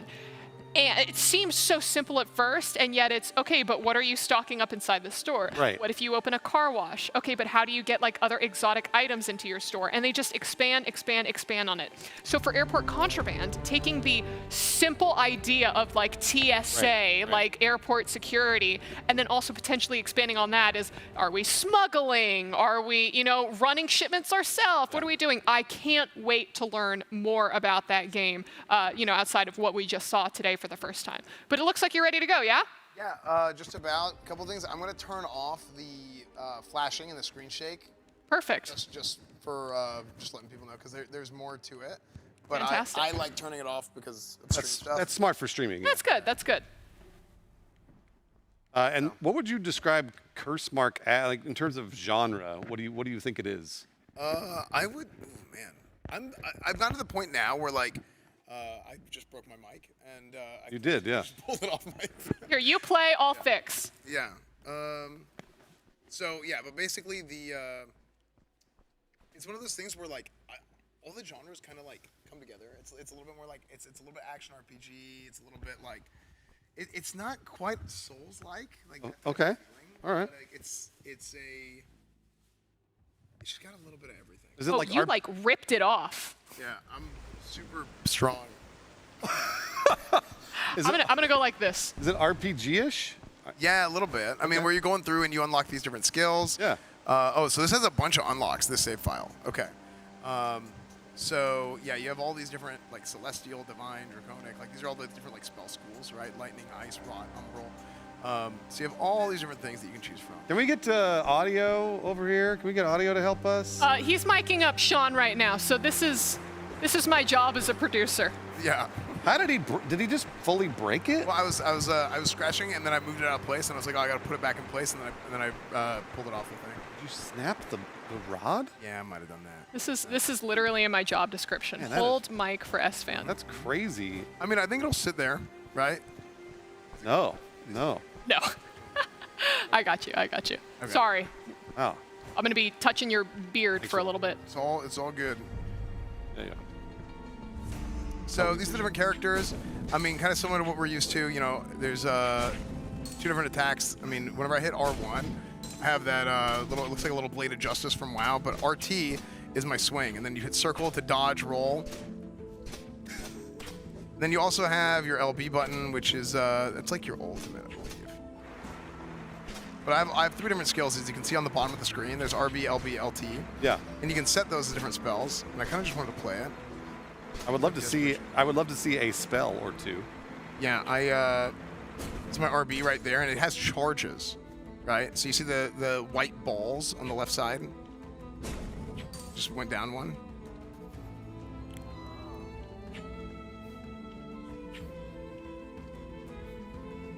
Thank you, Avali, for holding his microphone. Also, we have Sean here. Hey, everybody. Sean, what would you describe Curse Mark as? Because S-Fan was saying it was kind of like a blur of all the genres. It is a blending. Okay. It is what I would describe as a dark fantasy roguelike. Oh, okay. Roguelike or light? Roguelite. There we go. I mean, okay. I think that like a lot of games sort of fall into the roguelike genre these days. Yeah, for sure. But specifically, like with Cursemark, what it's trying to do is blend sort of what I would consider like an isometric or top-down Zelda-esque experience with the Souls aesthetic and using that sort of roguelite system. Got it. So okay. Every death is an opportunity to sort of rebuild. Yeah, and are there like, because the difference between roguelike and roguelite is the persistent upgrades. So there are persistent upgrades across all characters. Is that the way that this game works? Yeah, but they're a little bit different, and that's what's cool about this one is it's trying to do things differently while sort of maintaining the status quo with the genre. So the game is divided into tiles, right? So it's a persistent overworld with a series of tiles that, there are shortcuts and different path finding that will happen throughout your experience, but within each tile is a buff. And so that buff, as you explore, you'll learn what the different buffs are. They're persistent. Yeah. And you can level them up. Okay. And so then the game becomes a lot about trying to figure out the optimal path to whatever your end objective is. Got it. Getting your build the way you want it before you go fight that boss. Okay. And it looks like there's some amount of skill that S-Fan is displaying on having. He's doing a good job. He's got it. Yeah, he's doing a good job while getting his mic fixed. I just thought he was getting his hair did. That too. I think we can. Good. Can you guys hear me? Yeah, we can hear you now. We can hear you. Right. So yeah, there is actual timing to this, right? S-Fan, how hard is it for you? For me or for the average person? So what's happening here is like I kind of had to figure this guy's attack pattern out. So you go in and you see he like raises and he starts kind of the same way, and whenever he raises, see he also like dodges me. Right? Yeah, he does a dodge too. Yeah. So he has that. Ooh, I need a drink. Yeah, there you go. I don't want to tell you how to play. I don't want to backseat game too much on you. But I'm kind of poking him. Yeah, I'm kind of poking him and going out. Damage. So whenever I do that, I charge up those white balls that I was talking about earlier, and I can do like that Blade of Justice type attack. Exactly. Right? So it's a little bit of, it's got like the Hollow Knight Silk Song thing where if you want to build power in order to fight back, you need to attack a little bit and be aggressive. That would be your RB, right? That. Yeah. But then the LB, he's being very patient with, and that's his ult, and that could basically take this to the rest of the and that's the big fire attack, and I wanted to show that one off. Nice. It does a lot of little hits. But see, that wasn't. See, he moved away from it. So You gotta kind of, yeah. I gotta pull him back into pull it. him into it. He loves it. Nicely and then there you go. done. Then I get the Rune of Fire. So what he picked up there is another one of the sort of roguelite elements. He picked up a rune, and the runes can be used to modify your spells, your ultimates, and your wards, but then also your weapon. And that's something that we're starting to tweak now. Is that for this tile though, or is it for the entire? So it's for this run. Okay, so, for the run. So Okay. that rune you earned on this run, and the little gold currency, that is essentially what all of your run-specific sort of items will turn into at the end of a run, and you can use that for your meta progression. Okay. But the thing that we actually found most interesting about this game, because it's not, I mean, it's very different, but it's all focused on build variety, and we have a lot of games in our portfolio that are like that. But this one has a little bit more of a mysterious sort of puzzle element to it, where certain tiles will have hidden messages and secrets that you can reveal in other tiles. Cool. Okay. And so it's heavily exploration focused, and also makes the doing multiple runs interesting because you have more things to discover every time. And S-Fan's build is like looks like kind of a knight, like he loves knight paladin type of build. Yeah. But then there's also, I assume there's like magic build, ranged build, that sort of thing. Yeah, actually, S-Fan, if you want to open up your player UI, so on those wards that he has, or those runes that he has on those, they'll actually make a huge difference in the mechanics of the way that those spells and stuff work. But then also you'll earn these things called astral tears, which will then allow you to unlock, I think there's 6 elemental systems and 5 or so spells. And there'll be more coming. Like right now, like part of us with the partnership we have with Clyde Games is that we love what they've built so far, and the new demo itself has 10 new runes or so in there. So it's definitely lots for players to encounter if you've played the demo before. But we're gonna really plus this game up. Yeah. Like we wanna help them add new enemy variety and a lot more animations to the sprites that are in the game, and give them enough runway to build, basically 7 biomes worth of bosses. And really sort of capitalize on this crazy world that he's built. Cool. Are there different characters you start with? Like, is there a knight? Is there a mage? Or is it more of like... It's just the mage knight, and the curse mark. The curse mark is the... Then you're like building on top of that. You build on top of Got it. it. Right? Okay, understood. And there are like, throughout the next 6 months, we'll be having opportunities to not only obviously play the demo today, but we'll be doing play tests and looking at other ways we can explore. I'm already talking with S-Fan and Soda about, things that they would like to see in the game, and we're going to do our best to make this as big and as beautiful as possible. Yeah, and there's no... Is there a demo for this out right now? The demo is out right now. Oh, nice. Okay. And yeah, if you've already played it, I encourage you to go back to it, because we've added around 10 runes, and there are new things to discover. Cool. This is awesome. All right. Probably gonna Yeah, early access, early next year. Yes. Yes, that's right. What were you saying, S-Fan? I'm probably gonna end up dying here. Don't die. Heal up. I'm out of heals. Wait, how do you get more heals? I gotta get more. You get good. Get good. Wait, do you have to kill enemies and they drop heals, or? There is a NPC in one of the tiles you can buy heals from. Oh, okay. And I think that there are tiles that have the buff where it will increase the number of heals, or the percentage you can heal off of a heal. Yeah, because he hasn't discovered them yet. Once you're in this tile and you run out of heals, that's it. You're done. Gotta fight your way out. Yeah. Man, that's crazy. Yeah. So is there is there an extraction where you how do you leave? So when you die, there's a cool animation, and you end up back in that sort of hub world where you're able. But see, like even right now, he could upgrade one of his spells, wards, ultimates as part of this. So like Called Sound of Divine Sword, if I do this, I can now add another rune here. Exactly. Now you'll be able to use 2 runes on that ability. I think I go here. You have one, right? Yeah, there you go. And then so how much your projectile will wander randomly? Why would you ever want that? Well, maybe. Well, if you, I don't know if that one Might not be will wander as much, but certain projectiles, right? If you maybe I'll do it on this on my ult. Fill the screen with them, you know. So like it'll maybe with my ult. Kind of like hover in spaces and stuff like that. Yeah. Okay. So you can like really.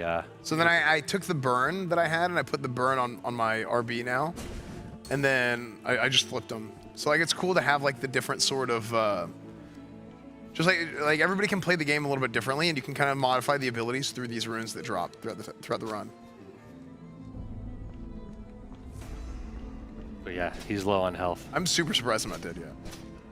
Yeah, I keep waiting for you to die. But so like, to be very conservative with. Could you just do this forever? There it then, is. If There you it is. didn't die. If you didn't die, yeah, but okay. it's designed to sort of put the pressure on. You died on purpose. No. Oh. Wait, no. Yes, I was trying to give you an out. So when you gaze into the eye, see the runes, they all turn into the meta currency that you can then use later to upgrade the stones, buy astral tiers, buy stuff from different NPCs you can encounter on your journey. And then right there, you can see the different elements. Umbral and Celestial are sort of the. Now, are you buying? You're buying those spells with the currency, or? So I have Astral a bunch tiers of these already. in this case. So the tiers are what unlock and upgrade the spells that are available to you, or wards or ultimate. So there, And yeah. the other currency is for NPCs. So what I had right now on my character, the spell is the sword coming down. Yep. The ward is the ice thing that I had, and the ultimate was the fire. Got so I can go through and I can change to like, I think it was Volterra that I played with last. So it's like lightning, and then the ward. It's just something different. Applies massive condemn to all enemies. Next time you would take damage, you heal for that amount instead. So I'm gonna do that. So I'm gonna go divine that, Fortune's Favor. So now I have, whenever I have this up, I end up getting healed whenever I get hit. Yeah, and you would use that on like a boss or something. Does it heal for the amount that they hit? Exactly. It does. Okay. All right. Yeah. But it's only the one hit. So you're definitely looking for the bigger dude in the field. Oh, you're only looking. Okay, so only one. And then it's I think it's like a 10-second cooldown before you can use it. Yeah. So like, let's say I'm gonna take some damage here, 5 damage. Nice dodge. Thanks. Now you can. Now they're not even hitting you. Look at this.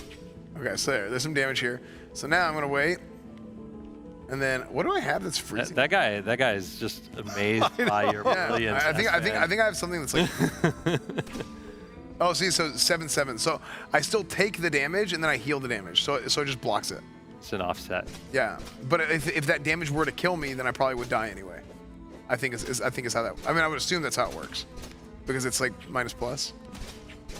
Or did I get hit by 2 things? Multiple people can damage you, right, and heal you back.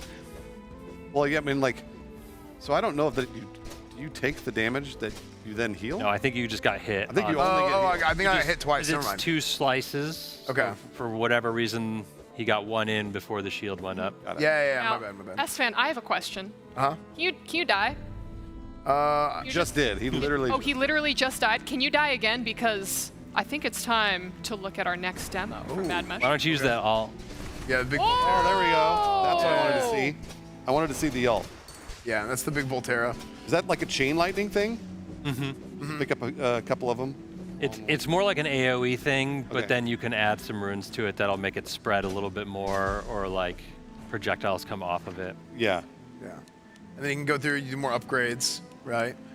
So if I just want to stack all my. Yeah, it's just a lot of sort of exploring these different tiles that make up this big overworld, and slowly over time uncovering all of its secrets and getting to that ultimate build. Cool. So time to die. I think there's an NPC Time to actually down beneath you. Oh, you can see that's where. Wait, should I go? Should I go? Somebody died before. Wait, should I go somewhere or should I die? You should just die. Die. We should go. I like I deserve. You should play some Night Swarm. Yeah, Night Swarm is next. But so yeah, 15 gold to upgrade, and obviously. Sick. 07. Dude.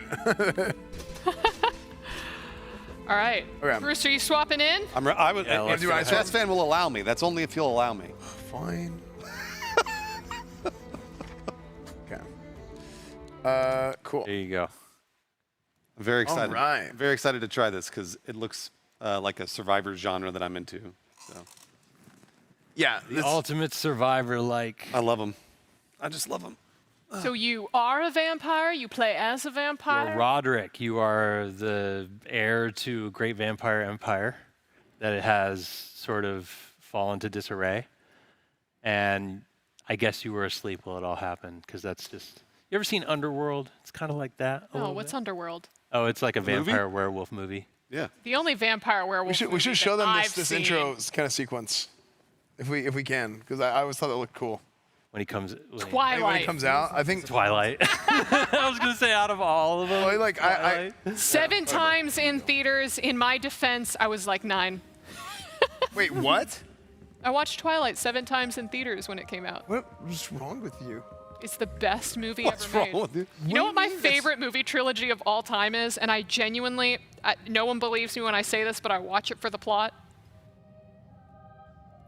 It's a trilogy. Trilogy is 3. So it starts with the base movie, and then it's darker, and then it's freed. Oh, 50 Shades. Yes! Yeah, 50 Shades.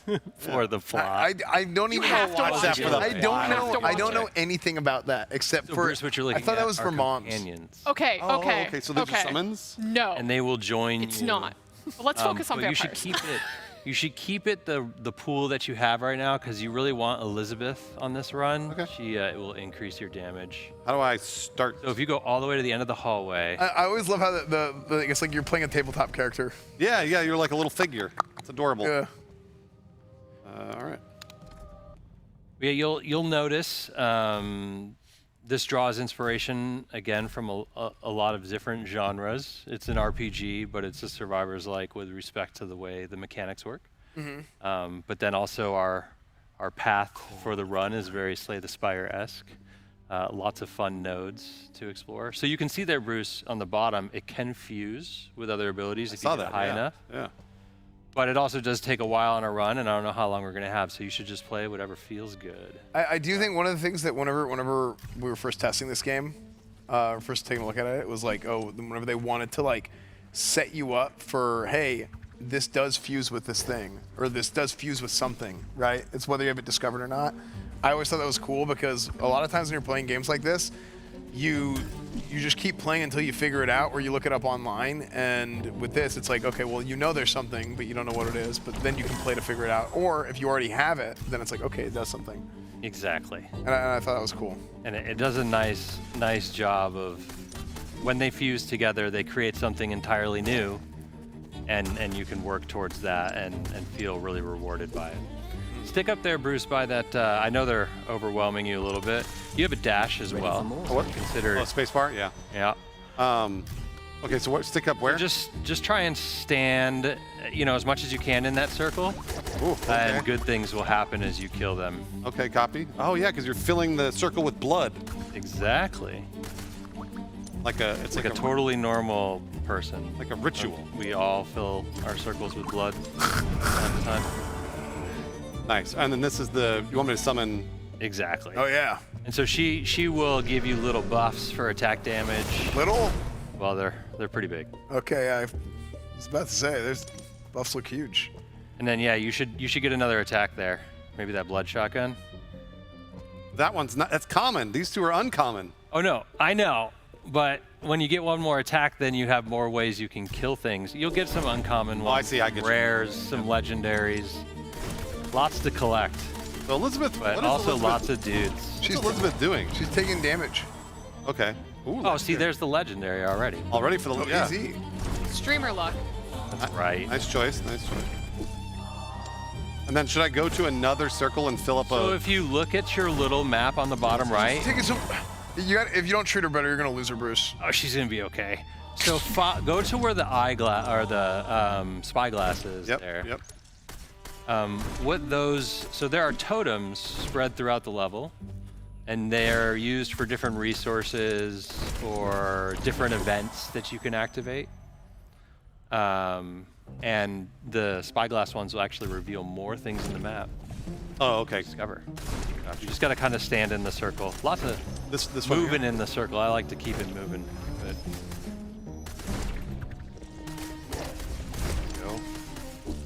So like that big health that just appeared down there, that'll increase your maximum health. Got it. Blood Spear. Yeah, this game's definitely this is a time deleter. Yeah, this is. I wanted to make sure that as long as the attacks. What does the gold do, by the way? So the gold will be used for totems you discover later. You can see one on your map now, the red one, and you can roll different upgrades based on spending gold. You know, so what I tend to do is I tend to kind of go in a circle around the map. Yep. Hitting those spyglasses and hitting the gold towers so I break as many as possible, and then I'll loop back around. Of course, yeah.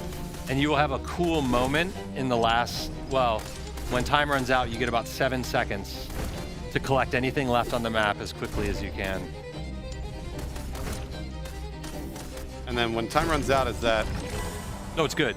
You're good. Okay. trying to survive for as long as you can, and obviously surviving to the end means you get to go to the next node. Okay. And this node is a companion node, which is why you filled the blood fountain, but there's lots of different nodes to discover, and some of them will unlock new parts of your castle or skills for your tree.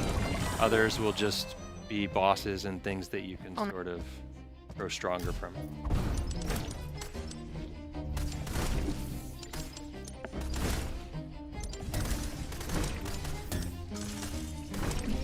Esfand, you played this, right? Yep.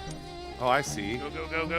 So it's the collect phase. Oh, you gotta go back. Where's the way you came from. I'm not sure. I don't know where I was. So if you, the collect phase is like just run up and pick up the gems. You pick up the stuff that you missed. Yeah. Yeah. So the little white dots all over the map. Those I tend to use the map.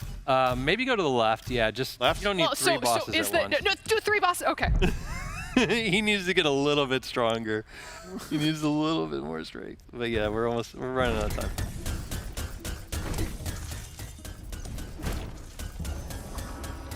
And it looks like you're basically just trying to fill up these nodes as much as possible. Is that kind of what we're getting at?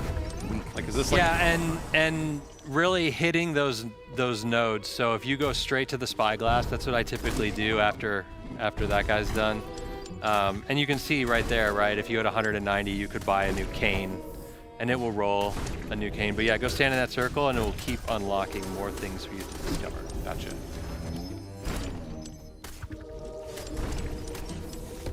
So bottom left there. Keep going. Bottom left. Oh, to the next. See the next little spyglass. And yeah, hit anything that looks worth it along the way. You know. Mm-hmm.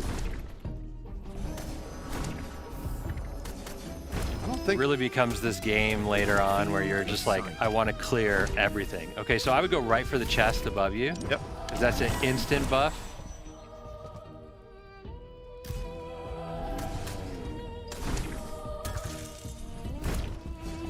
I'm coming chest. Okay, so here we go. We're going, and then like. Don't be a whammy. Don't be a whammy. Whammy? Oh. Health restored. Not as good as I hoped. Keep going north though. Is there a another spyglass there? How many nodes are there in that little map like the overmap we saw? Typically it's somewhere between like 8 to 10. Okay. I think some of them have an extra node in between that you can hit. Obviously that one right there is closer to a legendary. You can see how like jacked it is. Well, yeah, I mean, I need 104 gold. And how much? I have 66 right now. Yeah. And then you can see all the gold nodes on the map, right? So you just need to hit those. More active skills, you know. Do you want to save, or should you just hit the 66? That node up there with the 66. Just spend it. I mean, yeah, you might as well. Might as well. Because for time. Yeah, let it roll there, Bruce. If you just hit that. Will that trigger a this one over here? new boss? Or? No, it's just gonna give him a roll. Oh, fun! A new active skill. Oh, nice. Bloodletting bomb. Ooh. Now you will shoot little blood balls out of you. I think I was already doing that, but maybe there's more. Get 3 of them there. I have a lot of bloodletting, is what I'm saying. Yeah. There's a lot of blood coming out of me. A lot of blood. Right now. I am bleeding. But in a good way. Yeah, the good kind of bleeding. Yeah. Because it looks like there's like, if you run around to those specific spots, there's also gold in those like hay bales and boxes and stuff. It feels good though when you break them apart, right? The chunkiness. It does, yeah, absolutely. Chewing them up. We'll try and run back up here and pick up some XP. So if you keep building them up in this area, it's a good idea, right? Because then you're just be able to go up and down and collect everything that you sort of had that's dead out here right now. Critical chance, of course. Crit chance, we got to do it. The best defense is good offense. Always. Just kill them before they kill you. Thank you, Coach S-Fan. Yeah, that's right. We're gonna run up the score. I'm gonna be like Notre Dame against Syracuse today, just putting it on them. I mean, I don't follow college football, but yeah, I agree with you. Okay, well, just know frick Syracuse. Okay. Oh, Yeah. there we go, I see. That's the goal. Yeah. All right, Bruce, let's go do these bosses. Okay. I believe in you. So again, the sweat. Underworld reference. Most of the bosses in this game are obviously werewolves because vampires hate werewolves. So are you Team Vampire or Team Werewolf? Team Jacob or Team Edward? Team Edward, Come on, of course. yeah. Okay, so here's the thing. I was Team Jacob when I was younger, but then I was like, this is kind of weird. Who is Jacob? Jacob is the werewolf. He's the werewolf. That's Taylor Lautner. And then who is Taylor Lautner? You don't know who Taylor Lautner is? Does he stream? You could just click You're the through it. worst part of Gen Z. You're the worst part of the show right now. Well, I mean, you said you were 25, so that's Gen Z, right? Not anymore. I'm 25 now. Furious with me for taking the shadows out. That's a deep cut reference. Barely got away. Somebody said that one time, and then everyone's like, she doesn't get it. Because when you're older, you don't age out of a generation. Never mind. That was super. Yeah.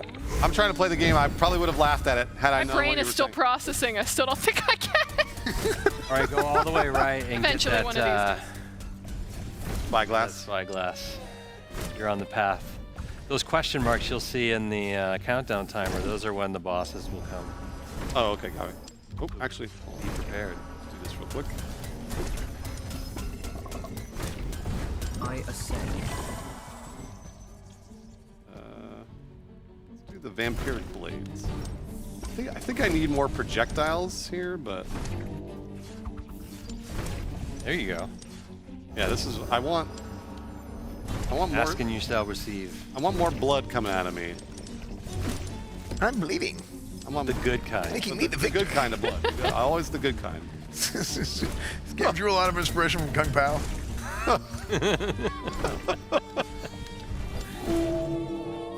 And Winterbite, I assume, is one of the bosses.